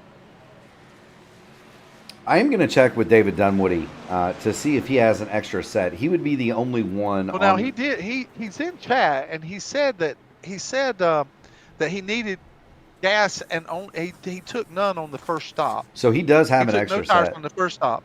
Then he said he took 4 in the middle of stage 2 at one of the cautions. So he should have one more set. Yes, he should have one more set left. And that could Green be flag, green huge. flag. We've got the green flag, and we're coming back to it. Kendall Paul leads out from David Dunwoody. Remember, Kendall Paul got 4 tires 14 laps ago. Dunwoody, he got 2 6 laps ago, and so 4 tires against newer 2, and we are 3 wide. Neon on the bottom. Here comes Sizzler. Donald Green in the middle. Paul Witt on the top. Say hey, Lewis Hayes is looking for a way out. Sam. Lewis is probably seeing just how aggressive that the racing has been on these starts and restarts, and he's just trying to find a safe place where he can settle in and get the best finish that he can get. So I'm not surprised if Lewis would give room for some of these drivers that are trying to get their trucks to the front of the field. I'm looking at the standings right now, and it just breaks my heart a little bit to know it wasn't too long ago in this race that we saw Chuck Sweeting and Ryan O'Donoghue racing up front. And now these 2 drivers are at the back of the field, and their nights are over. Very, very, really, it's a shame. It happens. By the end of the night, it's going to be the thrill of victory for one driver, and the agony of defeat for some of these drivers who had such high hopes. Might be the thrill of victory for 2 drivers. David Dunwoody is taking the lead from Kendall Paul on the outside. They continue to battle for the lead. The battle in Brit, James Hodgson is right behind him, and Hodgson with the best seat in the house for the battle for the lead. There's the 28 on top, 78 on the bottom. Well, the 88 was my dark horse pick tonight, and so James Hodgson has been showing some speed at the end of the year this in the Truck Series, as well as what he was showing in the Grand National Series. But I'm thinking that James Hodgson has an opportunity to really get a good finish tonight, and we'll have to wait and see how it materializes for him. Well, he's saying people would pay a lot of money to sit right here and watch this. David Dunwoody and Kendall Paul side by side, 2 by 2. They look, if they stay like that any longer, we're gonna have to load them into Noah's Ark, Sam. They are not getting away from one another. Finally, I think Dunwoody is going to have the advantage. The newer 2 are a little bit better than the older 4, it would seem. Although for Kendall Paul, he doesn't need to do anything but just survive. Let him go. Kendall Paul doesn't have to. I mean, the racer in you wants to win this event. You want to win it outright. But discretion. We talked about discretion earlier, and he could very well be saying that. Yeah, it's. I just have to finish this thing ahead of Justin Osterman at this point. Yeah, and look, it's about a trophy, right? He gets into the back of Dunwoody, just as we say that. All right, so I'm here, Sam. First bump. That's right. I'm here. It doesn't look like it hurt anything on either one of those. But I mean, I'm not ashamed to say that I've raced that way in championship battles where you're not, if I'm Kendall Paul, my only concern is where is Justin Osterman. Because that's no, I agree. I've been in the same position. Yep. Mike Rigney said he had to leave us and eat Halloween candy. That's okay. I had to leave Sam and eat Halloween candy too, so it's all good. Here's Dunwoody. And now Dunwoody is returning the favor here into the back of Kendall Paul. He gets him loose as they cross the start-finish line. Now he's on the inside of the 78. Now the racer in me loves to see this. The captain of the Blackmagic Studios GTP endurance team, of which these two drivers are on, does not love to see this. I have to manage these guys for 24-hour races, Sam. Dunwoody and Kendall Paul share that car with me and James Hodgson, and here they are. That would be an interesting conversation at 3 a.m. as you're going around Daytona, wouldn't it? No doubt about that. And now we see Matt Thisler, who was leading the event in the first stage, and now he's worked his way back up here with these lead lap trucks. And Crash Neon, who kind of rode around for the event last night and then reared his heavy foot on the throttle last night, finished in third in the Grand National Series race. Now he is in fifth and closing in on Matt Sisler. Yeah, there's crashing out. He's going to drop to the bottom. I don't think he's going to quite draw a fender alongside the tailgate of that number 35 Three Birdies machine, but he is going to get awfully close.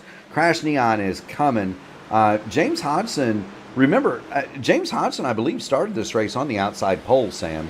That is a fast truck. He's been back as far as 9th, but the battle in Brit is back up to a podium spot. And you got to wonder, Dunwoody, Kendall Paul, and James Hodgson, again, 3 of my endurance teammates, and these are all corporate teammates here. And they are all going to be in communication. They're not all in the same Discord. Oh, they make contact again, Dunwoody and Kendall Paul. But you got to wonder if James Hodgson might be playing rear gunner a little bit here. Now Matt Sisler's Hodgson is running a line that Sisler probably wants to run, and so now he's taking his odds out to the outside. It looks like he may make this pass work. He most certainly could. There's James Hodgson on the bottom. Matt Sisler is on the top. The battle in Brit is going to cut it all the way down to the pit lane. Now you got to be careful, Sam. You don't want to actually cross into the pit lane there. You'll get a drive-through for unsafe pit entry. Yeah, if you cut that cone off, then you could actually get an unsafe pit entrance if you cut that cone off. And some of these drivers are really flirting with it. Matt Sisler makes that pass complete as he moves into the 3rd position. Yes, he does. Sizzler's going to go by into 3rd, move Hodgson back to 4th, and he's immediately going to be faced with a hard-charging Crash Neon. Meanwhile, Kendall Paul wants to get back to the lead here. He sees Sisler coming, and he needs to get back by David Dunwoody. And Greg, I mean, I was going to make that point before they started rubbing fenders. All Kendall Paul needs to worry about is where is Justin Osterman. Osterman is 8th. He's got a damaged truck. Look, if David Dunwoody wants to win this race and Sisler and Hodgson want to beat on each other, pull over and let them go. It's not benefiting you. There's no benefit to Kendall Paul to win the race, right? Well, there are no more stage breaks. There are no more resets unless there's a caution before the end of the event tonight, and we're getting into the closing laps of this race. And Kendall Paul's are, sometimes you have people that are racers. Dunwoody doesn't have a hat in this fight, so a dog in this fight, so to speak, for a championship, but he wants to win. That's why he's racing so hard. He wants a trophy. Kendall Paul made. I remember Ryan Blaney a couple of years ago in the Cup Series finale at Phoenix, and he got behind a certain driver, and he felt like he was being aero blocked the entire time, and it was preventing him from taking the lead and winning the race and the championship. And Blaney was furious. He was absolutely furious on the radio because he wanted to win that race. He was in the championship winning position, but he wanted to win. And so sometimes you cannot get out of your own way when you're a racer and you're in the position and you're behind the wheel and you have a chance to put an exclamation point on that championship run. So I understand the logic is that you want to ride and you just want to protect the championship run, but sometimes you just can't get that competitive spirit out of you. And that's very true. Speaking of competitive spirit and championship, Sam, it's long been rumored that this would be the final year for the current playoff format in NASCAR racing. That's very true. Who is it? Is it Phillips? Steve Phillips? Is the chairman now? Whoever it was, not the brightest crayon in the 64 box of Crayolas, in my opinion. But he was out saying that they were looking at changes to the playoff format, Sam. Well, according to Jeff Gluck, who is on the Racers Commission, he said a couple of months ago that they have already come to a conclusion of what changes they're going to make to the point format. They've already decided how they're going to run the championship, and they've already come to that conclusion. They've just not made any announcements and will not disclose that until after the season. So what you're saying is we're going to get a mahogany trophy with three gold cups on it, and we're just going to score the same points every race. And a pack of cigarettes.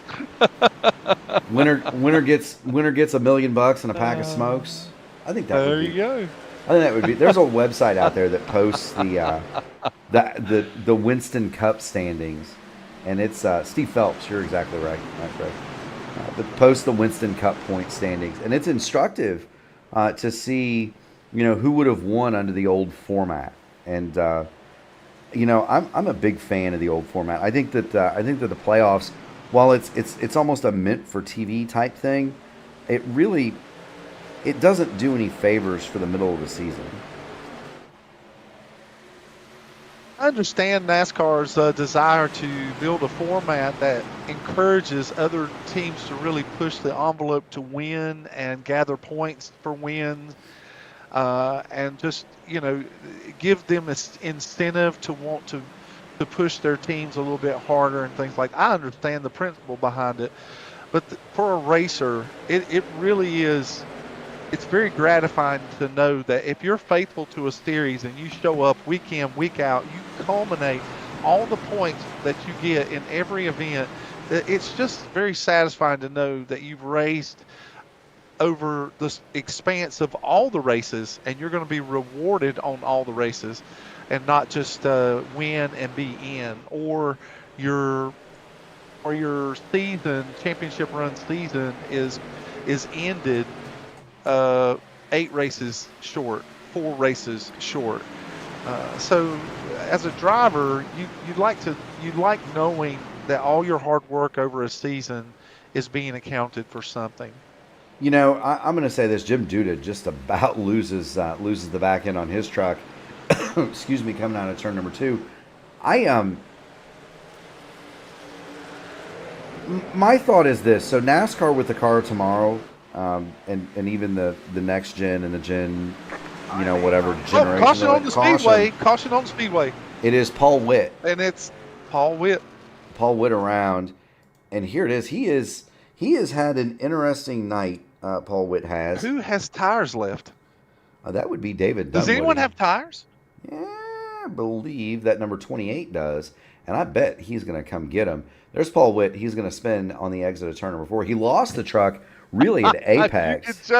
If you could just hear the disappointment in Kendall Paul's voice right now, that caution was not what he wanted to see. No, it wasn't, because he was. And Dunwoody seems to be elated right now. Yeah, you're going to see this number 28 take a hard left. He's going to take a hard left. He's going to come in and get him some tires. Now, did Kendall Paul have tires? They're all coming to pit lane. But who's got 4 fresh tires? We're pretty sure the only truck that has a full set is the 28. And so we'll see how this. You have all the stats right there in front of you. So. Well, I can't tell what tires are left. Oh, I see.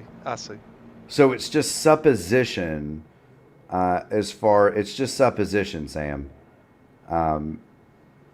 We know Dunwoody has 4. Oh, the whole field's coming down pit lane right now.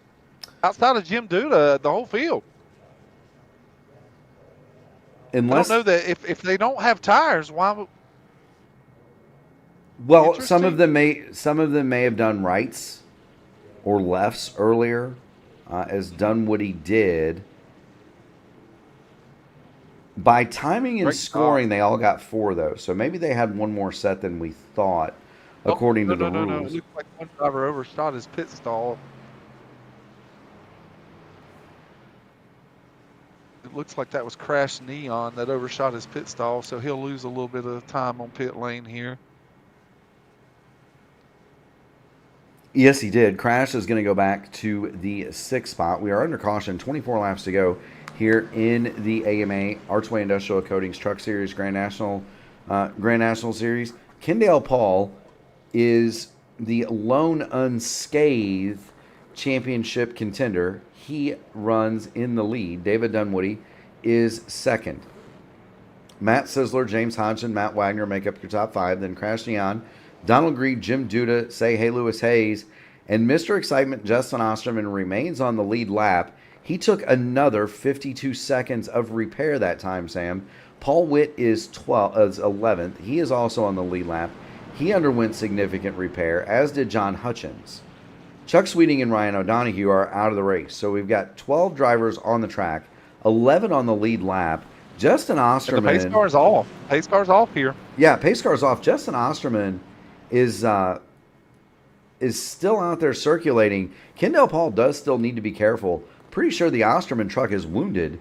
And so all Kendall Paul has to do really is just keep it straight here. And he's going to become the champion, Sam.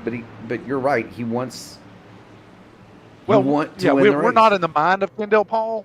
I mean, all we can do is just go off the observations we see on the racetrack. But these top 4 trucks, you could put a blanket over them at the start of the last restart. And I have a feeling that it could very well be the same after this cycle of tires. And now Crash Neon and Matt Wagner have made their presence known up here as well. Yeah, there they are. Wags is going underneath Crash Neon. Oh, Sisler gets loose there off of 2. Well, that's that Now bump. it's just left Kendall Paul and Dunwoody now battling it out up front here. Oh, Kendall Paul gets loose. He has to gather it up. Hodgson and sideways. Now we see James Hodgson. No caution, no caution.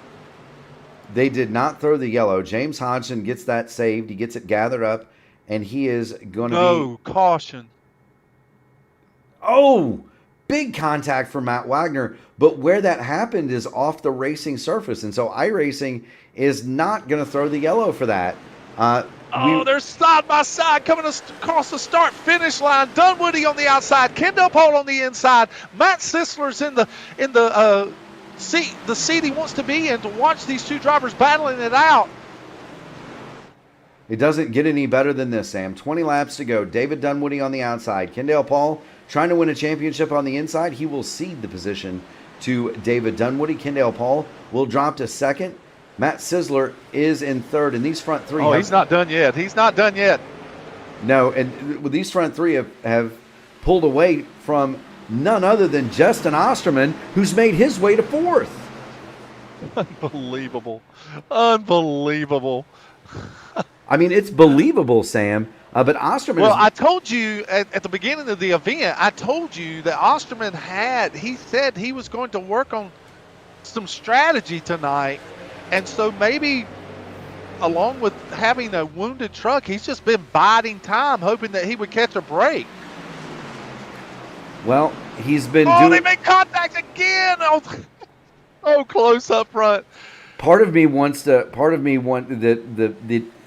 and again, I have to be completely unbiased here as a broadcaster, but so much of me wants to key in the team channel and tell Kendall Paul to knock it off with about 17 different expletives behind it, Sam, because you're there. You've got the thing, you know what I mean? All you got to do, and they touch again. Matt Sisler's there. Now, Matt Sisler backed out of that, so he didn't get David Dunwoody, because if he hit Dunwoody, they all 3 would have crashed. That's going to bring Justin Osterman right to the front of this thing. Oh, Dunwoody again in the tailgate of the 78.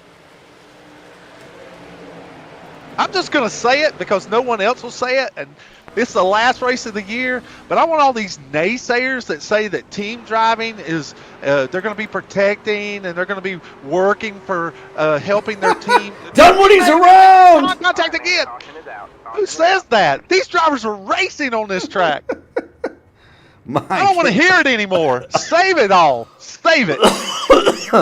Unbelievable. We got Sam fired up. David Dunwoody David Dunwoody on the bottom. Kendall Paul on the top. Dunwoody's going to come up the track. Kendall Paul is going to give him a shot right there. And Dunwoody tried to come back down and just wasn't clear. Dunwoody around. Kendall Paul does not hit him. Nobody hits David Dunwoody. He does not hit the wall. And now what does that do? But it puts Matt Sisler on the point, and Matt Sisler has not been a stranger to any controversy tonight. And so this thing is just playing out. Osterman is now ahead of Kendall Paul by 2 positions. Well, as they're scored, Sizzler is your leader. Kendall Paul is second. Okay, so the caution period, when the caution actually came out, it was still scoring Kendall Paul in second. Correct. Okay, so he will be just ahead of Osterman, and now our 2 championship contenders are right there in second and third. We're going to have we're going to get the green with 12 laps to go to decide it. You are watching the AMA Archway Industrial Coatings Truck Series live on the P1 Broadcasting Network. Mark Murphy, Sam Crow with you.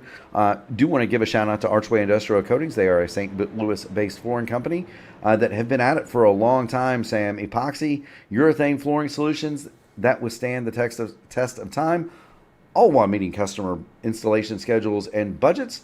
They commit to doing the highest quality work at the lowest possible cost every time. Whether you're looking for industrial, commercial, restaurant flooring, retail flooring, or concrete repair at home, you found the perfect partner to get the job done now. Get ready to floor it with Archway, and that's archwaycoatings.com. I don't know that Kendall Paul has the best spot here. No, because Osterman will be able to get the jump with the leader, and so Osterman actually has an opportunity to really take advantage of that restarting position that he's in. Kendall Paul's really going to have to work that high side and hope that the damage that he incurred in this recent incident is not too much that he can't overcome it. And you mentioned James Hodgson, Matt Wagner, Donald Green, all these drivers have now taken their truck behind the wall. They're in the garage area. They've called it a night. Tough break for Matt Wagner. It just seemed like he just never could get anything to work in his favor. James Hodgson in that the previous caution before this one, the misfortune of that ended his night. And Donald Green sustained heavy damage to his truck, and he also was parked it. You mentioned, Sam, and green flag. Here's the green flag. Sizzler gets the jump. Osterman does not get the launch. Kendall Paul is going to retain that second spot. He's clear here. He's clear. Yes, he is. And here comes David Dunwoody all the way on the bottom. He is not done. David Dunwoody is not done. Oh, he's sideways. Oh, he gathers it up right in front of Crash Neon. Yes, he did. Now he came back and got more tires. So Dunwoody is Osterman almost got into the back of the 78 truck. This is the battle for the win. This is the battle for the championship. Sizzler leads it. Kendall Paul is second, and Justin Osterman is third. You mentioned Sizzler, no stranger to contact today. There's a reason we call Justin Osterman Mr. Excitement. He has not been a stranger to contact in either this truck or the Grand National car all season, and he now runs third. And if there's one guy who might use the bumper to win a race, win a championship, it is Justin Osterman. We'll keep the camera on Kendall Paul because this is the big battle. But creeping into the picture, I spy a 4D racewear truck for Say Hey Lewis Hayes. Lewis Hayes is just as I predicted, about middle of the race. Lewis has just been trying to keep his truck clean. He's just been running his race. He's not been forced into running other drivers' race, and now he's making his presence known here in the with less than 10 laps to go. Yes, he is. Fine run for Say Hey Lewis Hayes. The 78 of Kendall Paul remains at the front of the championship fight. Justin Osterman looking for any way that he can get past him. Meanwhile, Matt Sizzler sees that and says, I think I'll just drive off into the desert night. 8 laps to go. We may see some of this, some of the tires that might be equalized out a little bit for these drivers. And Kendall Paul's really trying to utilize that high side so he can get big runs off the top. Lewis Hayes seems to, maybe Lewis Hayes has saved a set of tires for late in this event, because he seems to be making big charges in the middle of the corner on these other trucks. And now he's got a big run coming up on Paul Witt here on the outside.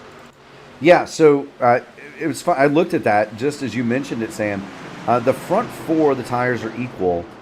Say Hey Lewis Hayes did stop and get a new set, and so he is on sticker tires for this final 6-lap run to the finish, and we'll see if he can't get himself up onto the podium, which would be a fine. Witt sideways again. He runs Lewis Hayes up the wall. Witt sideways now down the front stretch. Yeah, Paul Witt's going to crash to the inside wall. We're going to keep it here. No yellow. This is the fight for the podium, for the championship. Matt Sizzler has the lead well in hand, but this is the battle, Sam, and it is on. Say Hey Lewis Hayes is Kendall Paul's best friend right now. Well, Jim Duda's going to get, I think maybe the wall contact for Lewis Hayes may have caused him a little bit of damage there, so he's backing out. Jim Duda's going to make the pass. There's an attempt at a crossover by Lewis Hayes, but he may have damage from where he ran into the wall, avoiding the Paul Witt truck. But these drivers have to know that these two in front of them are battling for a championship. They have to know that. I'm sure they do. Osterman in the wall. Yeah, Osterman's given it everything he's got, using up all the real estate that's available, and some of that included the cushiness of the safety barrier coming off of turn 2 the last time. He's going to get it again. Well, he didn't get it because he slid the truck sideways, and he lost a ton of time. A lot of real estate given away by Justin Osterman, power sliding the truck off of turn 2. He may not catch Kendall Paul, but it's not going to be for a lack of effort. And Jim Duda is about to overtake him here as he goes into. Oh, he about used him up there, get on the inside. And so now Duda is splitting the two championship contenders as we're running into the final couple of laps here at the event. We're going to get 2 to go, and Justin Osterman gives him a punt. Yeah, Justin Osterman drove in and center punched the number 03. You can see the visible dent in the back of that Duda Racing number 03 machine. Osterman's going to drive it in deep one more time. Oh, I don't know if this is over between these two right here. They're side by side, door to door as they come down the backstretch. Osterman completely used him up going through turns 1 and 2. Osterman is completely out of control. They make contact again. Yes, he is. And there's contact with David Dunwoody. They've already gotten the yellow. They've already gotten the white flag. This is going to be the race. Kendall Paul has made it through. We will sort out that crash once the race is over. Matt Sizzler is off at turn number 2. He is going to lead home Kendall Paul, and Jim Duda maybe. Say Lewis Hayes is closing on Duda. There may be damage to that 03. We'll follow Hayes that. wants it. Oh, he just drove it in there for everything he could drive it. Why not? Why not, Lewis? Go for it. Jim Duda's going to come home third. Say Hey Lewis Hayes is going to be fourth. Matt Sizzler wins the race. Kendall Paul wins the championship. Jim Duda will round out your podium. Justin Osterman is going to come home sixth. And I believe we've got some replays that we may need to show, Sam. Do you know who's the first person to congratulate Kendall for his championship? I'm going to guess it's Ryan O'Donohue. Ryan O'Donohue. And that does not surprise me. Now, here's the battle between Osterman and Duda. And I said earlier that if somebody would use the bumper to win a title, it would be Justin Osterman. He hit Jim Duda harder than I've seen a truck be hit at Phoenix in a long time. And they used each other up coming through 3 and 4 right here. They sure did. 1 and 2 coming to get 2 to go. I mean, this looks like Days of Thunder. Osterman, I don't think Jim Duda did anything wrong by racing up here and making the pass, because by the time he made the pass on Osterman was already falling off pace of Kendall Paul. But it was just on entry into one. They made a little bit of a touch there.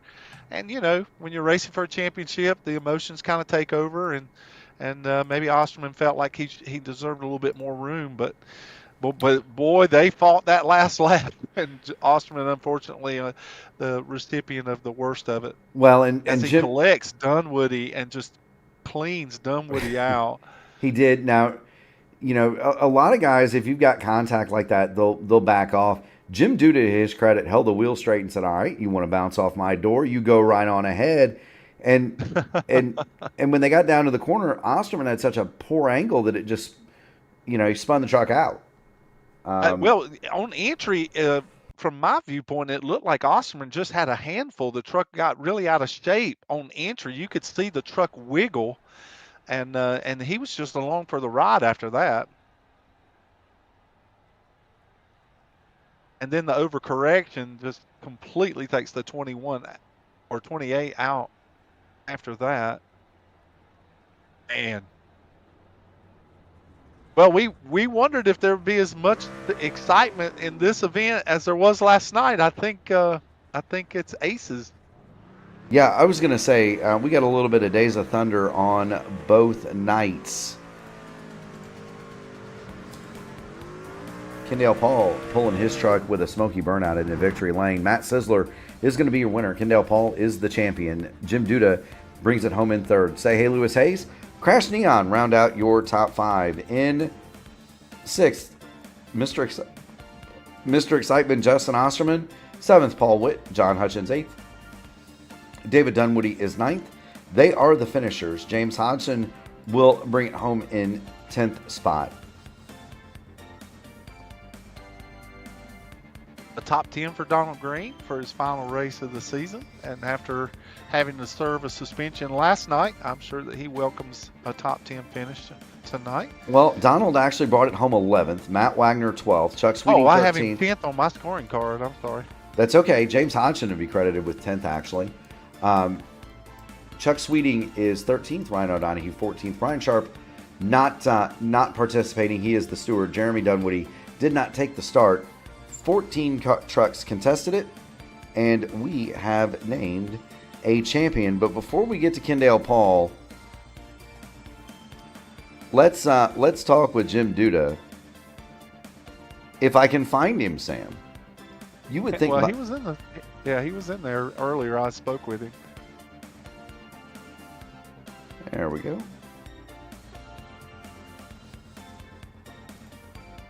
Jim Duda, you've got Mark and you've got Sam in the P1 broadcasting booth. You got a copy?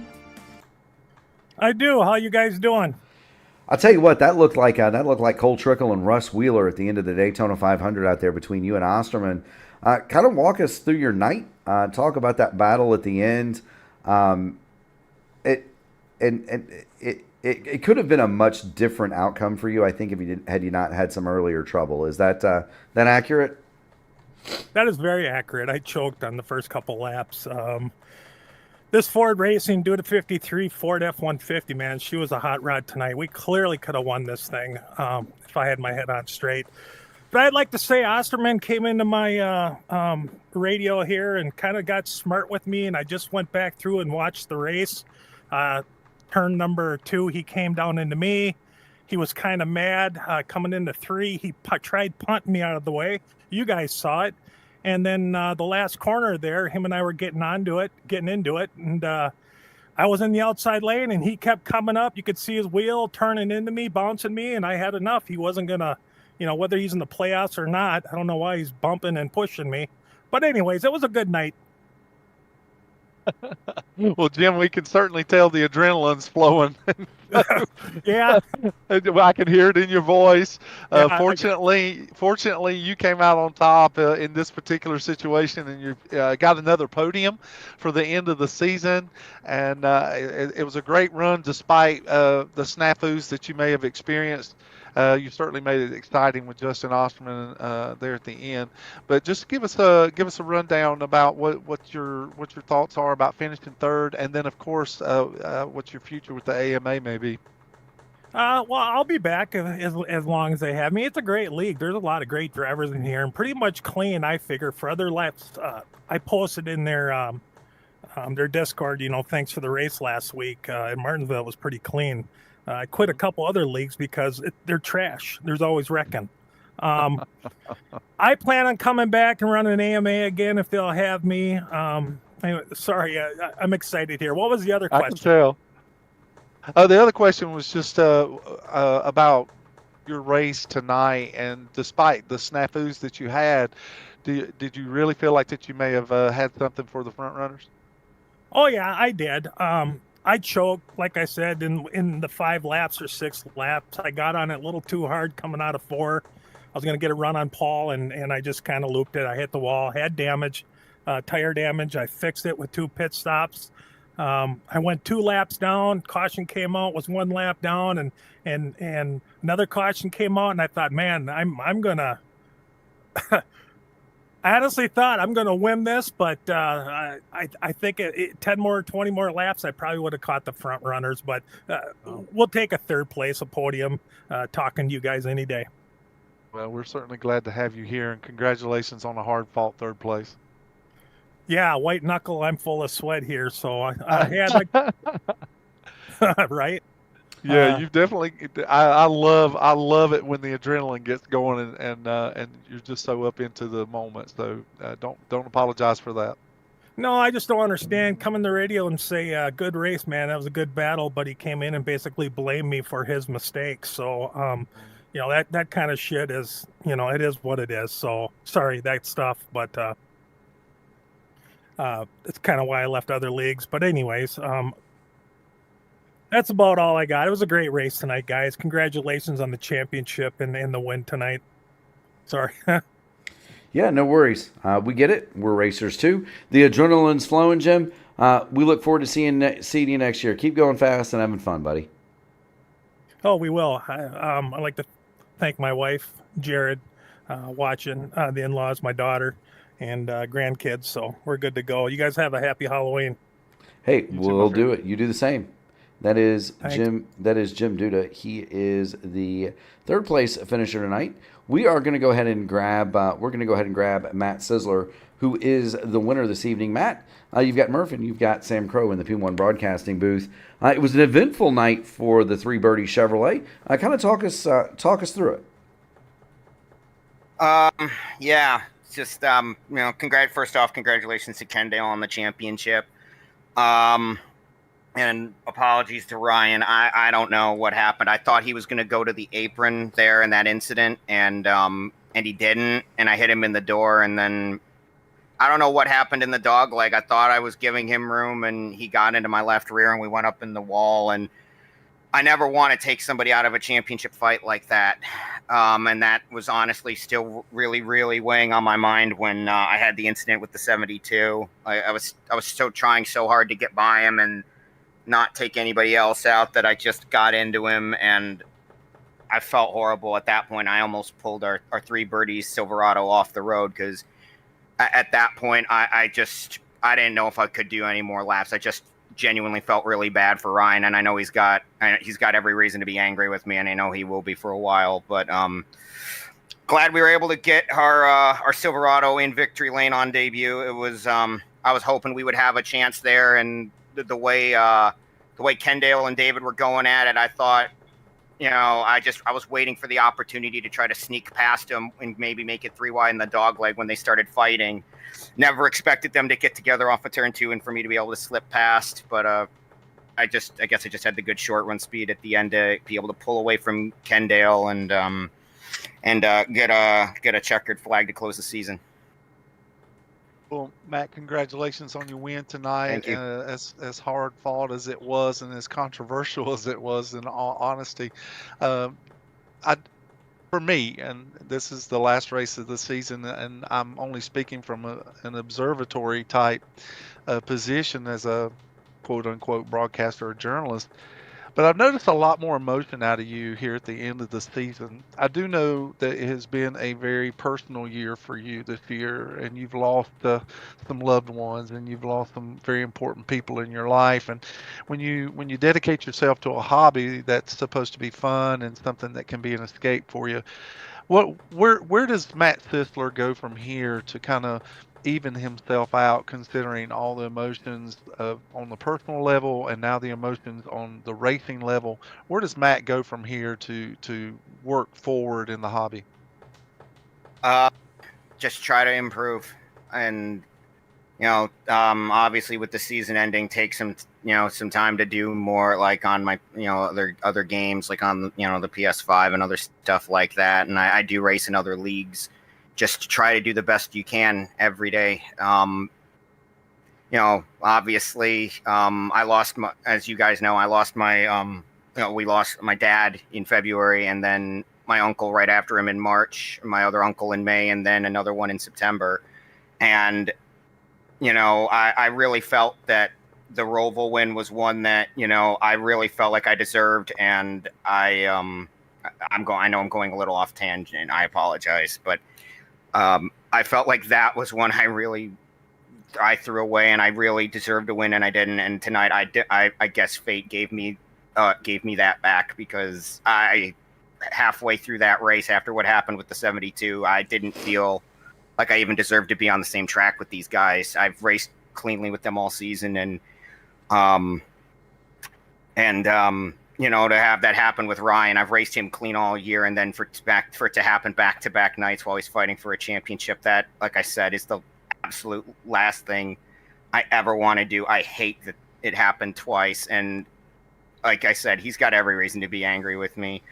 I'm grateful to be able to get the win back. But to answer your question, just take some time.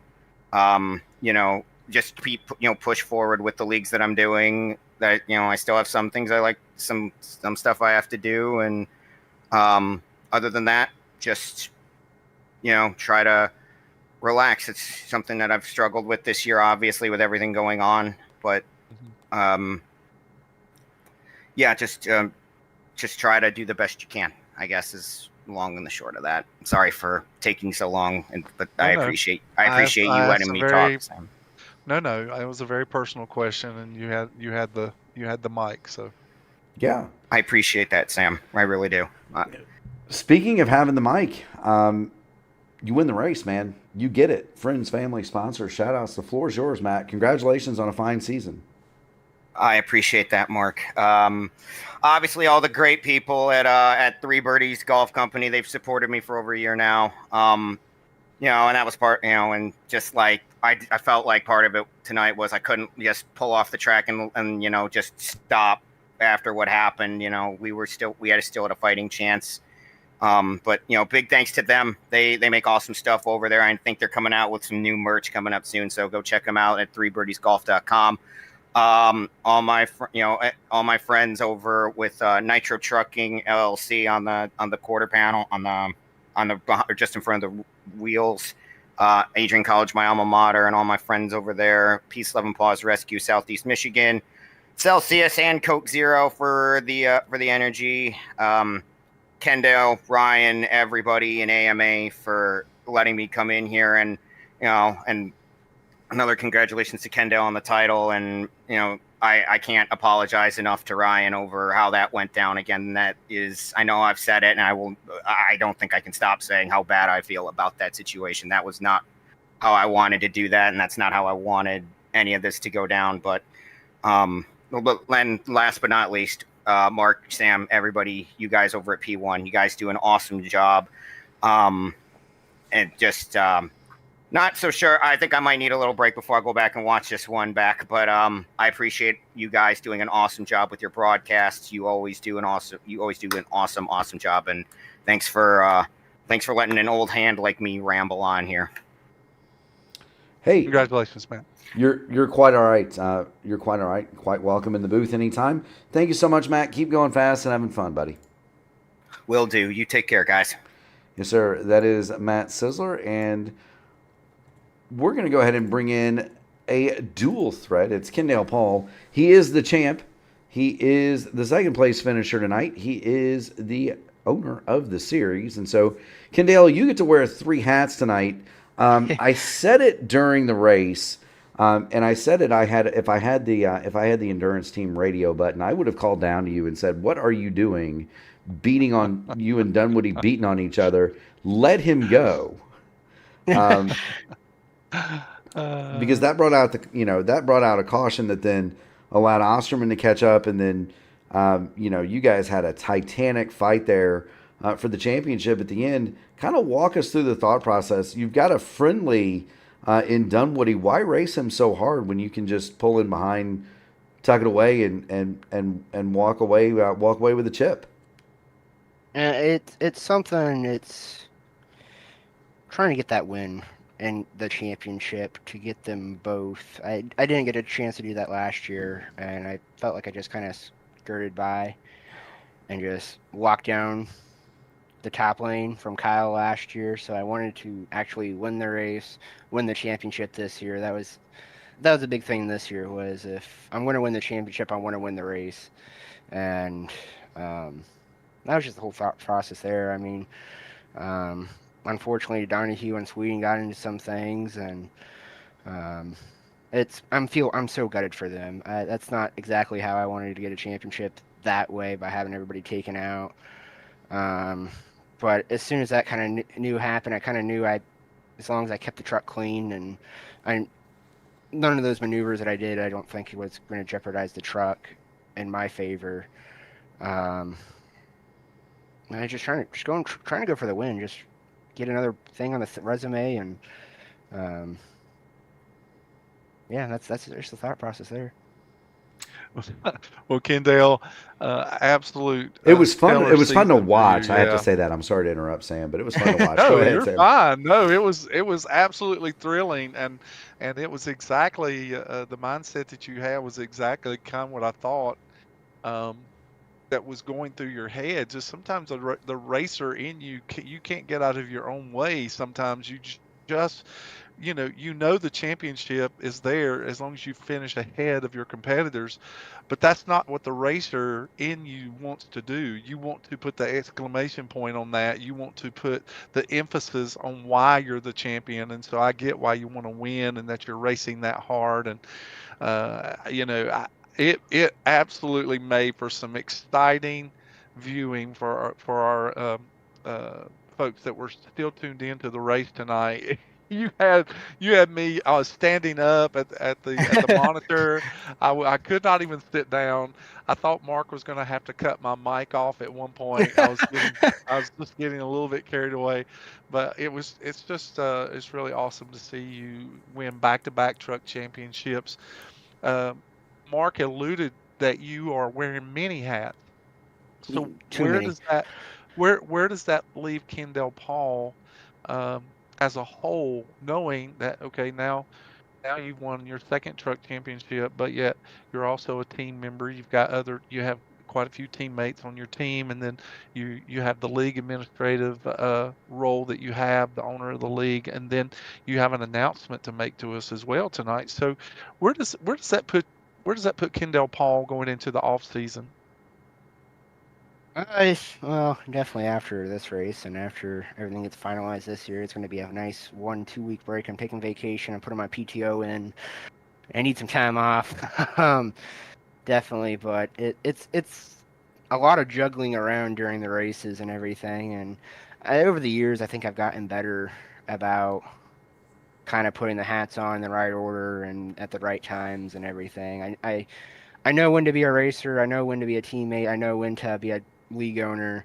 I feel I'm not perfect again, but I feel like I'm getting better at it every year, and it definitely helps getting some more staff members in here and doing what they're doing for us. It's really helpful and that sort of thing. But yeah, I mean, now with the off season coming up, it's going to give me a time to kind of step back as that driver role and step back as a team owner role and focus on the league and the league director role and to further this league even more. We want this bigger, better, and badder every year, and I think we've done a pretty good job of doing that every year. And so far, we have the plans for 2026 to do just that again and keep raising the bar for AMA. That's the biggest thing, and just seeing the numbers keep kind of just steadily going up year after year in this finale race. Last year, we had a record-setting amount of drivers come to the finale race, and I think this year we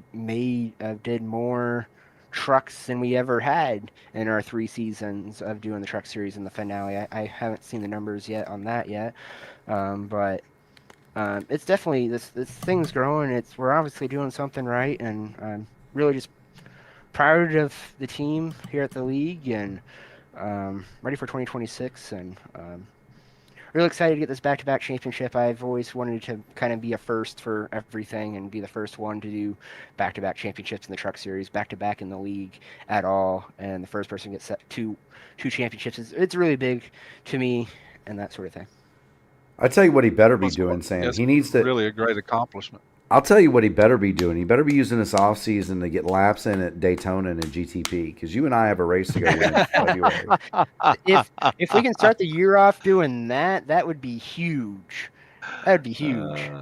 I love There's- the Daytona 24. I may do miss too. this one though. I do too. And Kendall Paul is from my perspective, and Sam and I have talked about this. For me personally, there's not much more to win in the sim, but that's one thing I haven't done yet is win the 24 Hours of Daytona. I desperately want to do that, and Kendall Paul is a big part of I've it. had a podium finish though. I've been second twice, but I've never won the thing. Yeah, I've had podium finishes, but I've never won that particular race. We either. were- I've won at Indy, Charlotte, Daytona, Talent. I've won most all the big racetracks, but We I've were- never won that we- particular race. We were in it. We were trading the lead with an hour to go last year, and Oh, yep. somebody whose name starts with an M and ends in Urfy managed to get the 100X drive through, and we wound up second. But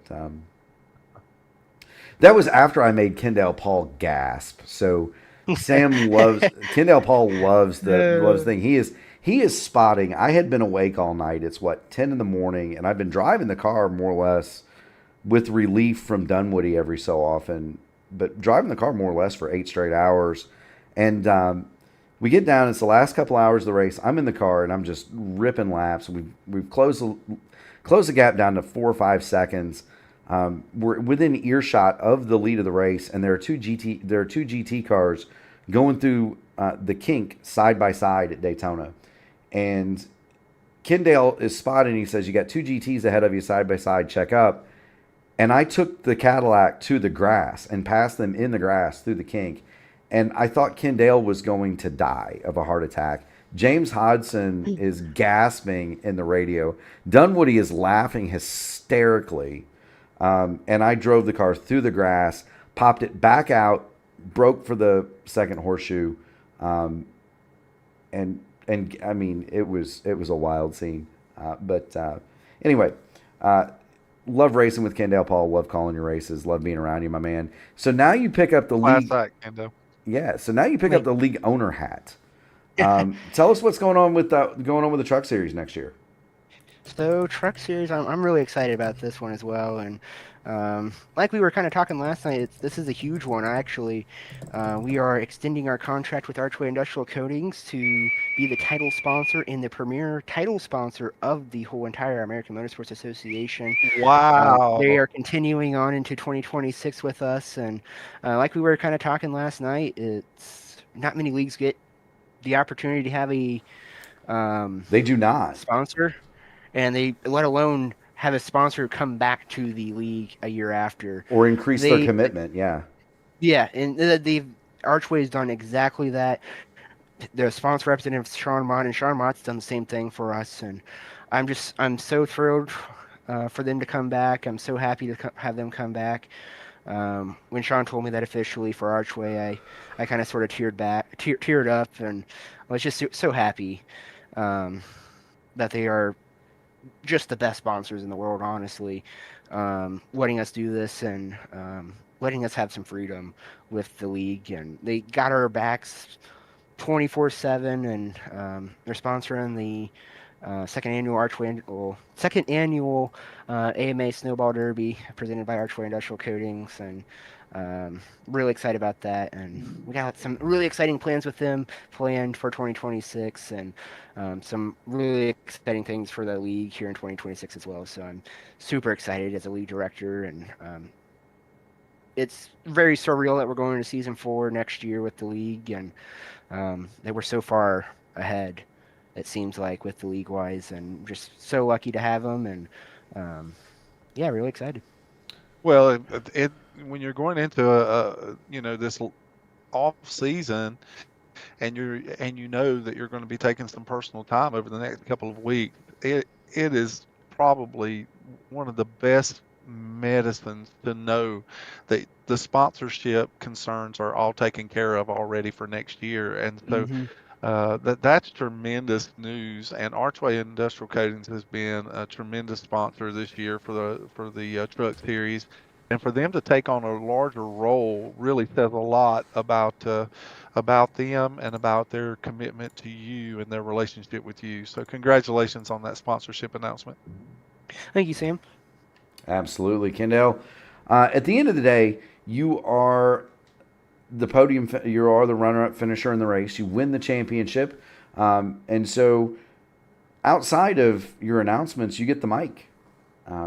Anybody that you'd like to shout out to, friends, family, sponsors, it's up to you. Talk as long Yeah, as you want. I'm gonna make this one special. Again, Archway Industrial Coatings.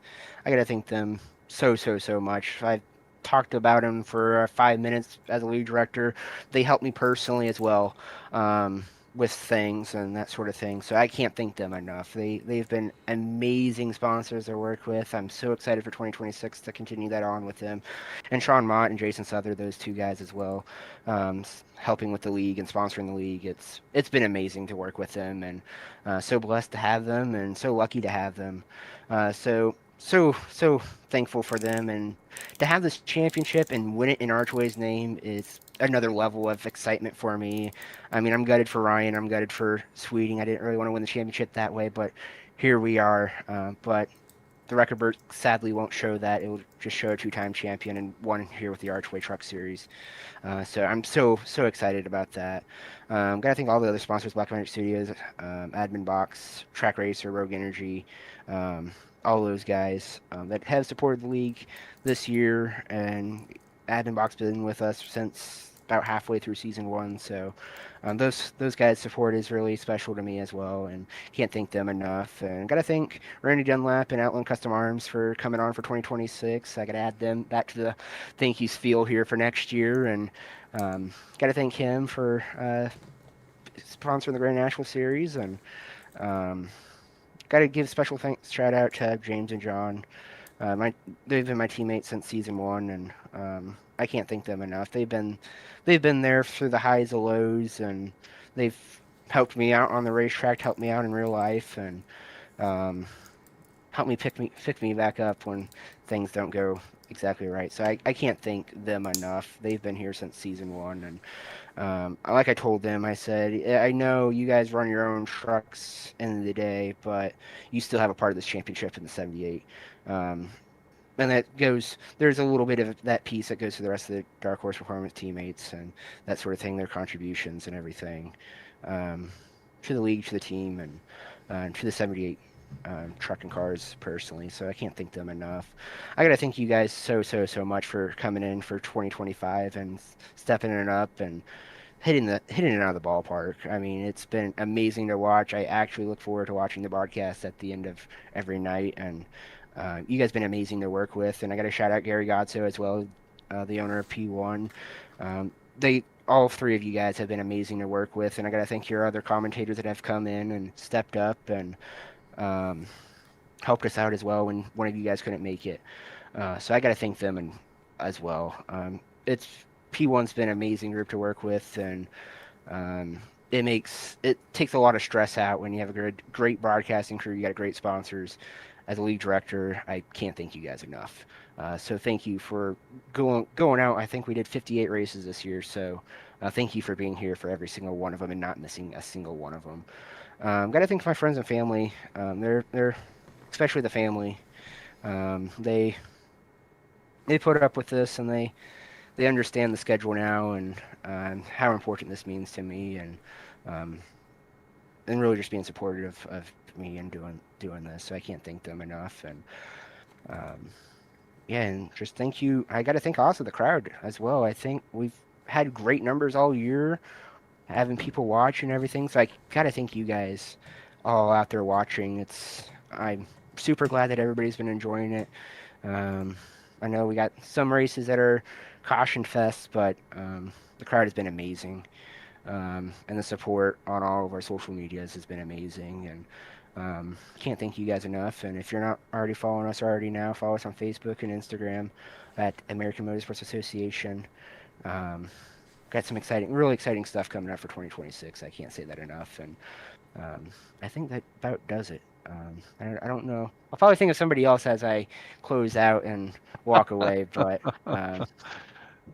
yeah, just thank you to everybody. Thank you. And then I guess the staff team. I got to thank them too as well. They've stepped up to the plate. And when I'm out doing my storm chasing or college gets hectic, they step up and do their thing and do their jobs and everything. So I can't thank them enough. But yeah, I think I'm done. I think. Like I said, I'll probably remember somebody later, but just really big night. That's okay, Kendale. Congratulations on your championship. As we used to hear around here, good job, Kendale Paul. Good job. And keep going fast, having fun, buddy. We will see you. We will see you in season 4. All right, buddy. Yep. See you guys. Thank you so much. Good job. Thank you, Kendall. That is Kendale Paul. That is an inside joke between Kendale Paul, myself, and David Dunwoody. They will laugh about that for quite some time, Sam. But the big news is we crowned 2 champions. Kendale Paul wins the top flight in the Truck Series. Greg Evans takes home the championship in the AMA Blackmagic Studios Grand National Series. We have commitments now. An increased commitment from AMA Archway Industrial Coatings. Outland Custom Arms comes on to back the Grand National Series. It's been quite a couple of days for the AMA. It really has, and if you're going to have a championship run and a championship contending race at the end of the year, what better way to go out at the end of the year than with these 2 races? These 2 races were everything that you could want out of championship races, and it really set the tone for already 2026 as they get ready for the next season. I can guarantee you there will be a buzz among those competitors that are in this league, and they're going to be talking to their friend, and they're going to let them know what all the things that they have seen in the AMA and the competitive spirit that's here, and it will only charge what is to come. And so I was thrilled that we to see the racing and all the way things played out the last 2 nights.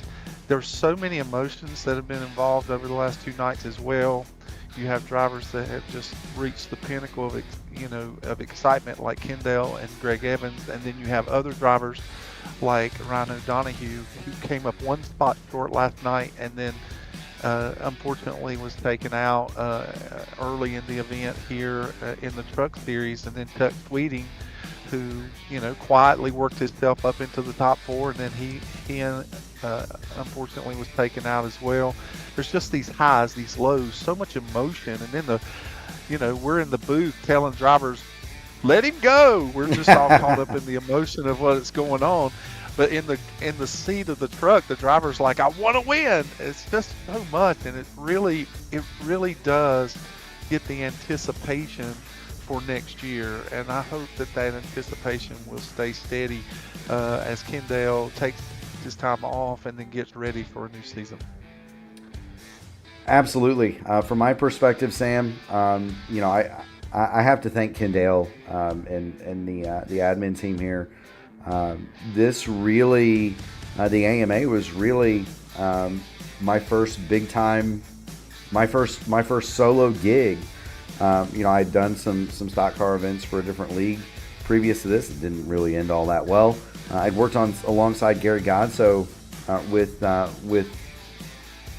Mike Rigney stuff, but that was as a color commentator, and this was really my first chance to run my own show and do so confidently. And I have to thank Kendale and his team for giving us that opportunity. It's been awesome for me to have that, and I'm glad that we're going to be back next season. I've got to thank you, Sam. This was a tremendous ride. I wasn't joking when I said that I look forward to spending a couple hours with Sam every week, and I hope that continues next year in whatever form or fashion it does. I know that you've got real world commitments, and if we have to change around some of the things that we do here, I'm all for that. But that's whatever time I get with Sam, I'm going to be jealous of. The last thing that I want to do is I want to thank the fans. This has been the highest rated series on P1 across all of the things that we do, from the official iRacing IndyCar top splits, the second split of the Pro Series. For the IndyCar side, we do the Horizon IndyCar Series, the Votive IndyCar Series, Votive Oval IndyCar Series. We have the Formula Indy Series. We've got a big piece in broadcasting in the Hoosier 500. This series is the top-rated series on P1, and so thank the fans for coming week in, week out, and watching and enjoying these races. Thank the drivers for showing up and putting on a heck of a show. Like I said, thank you, Sam, for putting up with me. But beyond that, we have to thank the people that really make it happen. The military, the police, the firemen, all of the first responders, the EMTs that drive the ambulance, Sam, and the nurse that unloads you when you get to the hospital. Thank you so much to everybody. We will see you in 2026. Thank you so much. Good night, everybody, and thank you.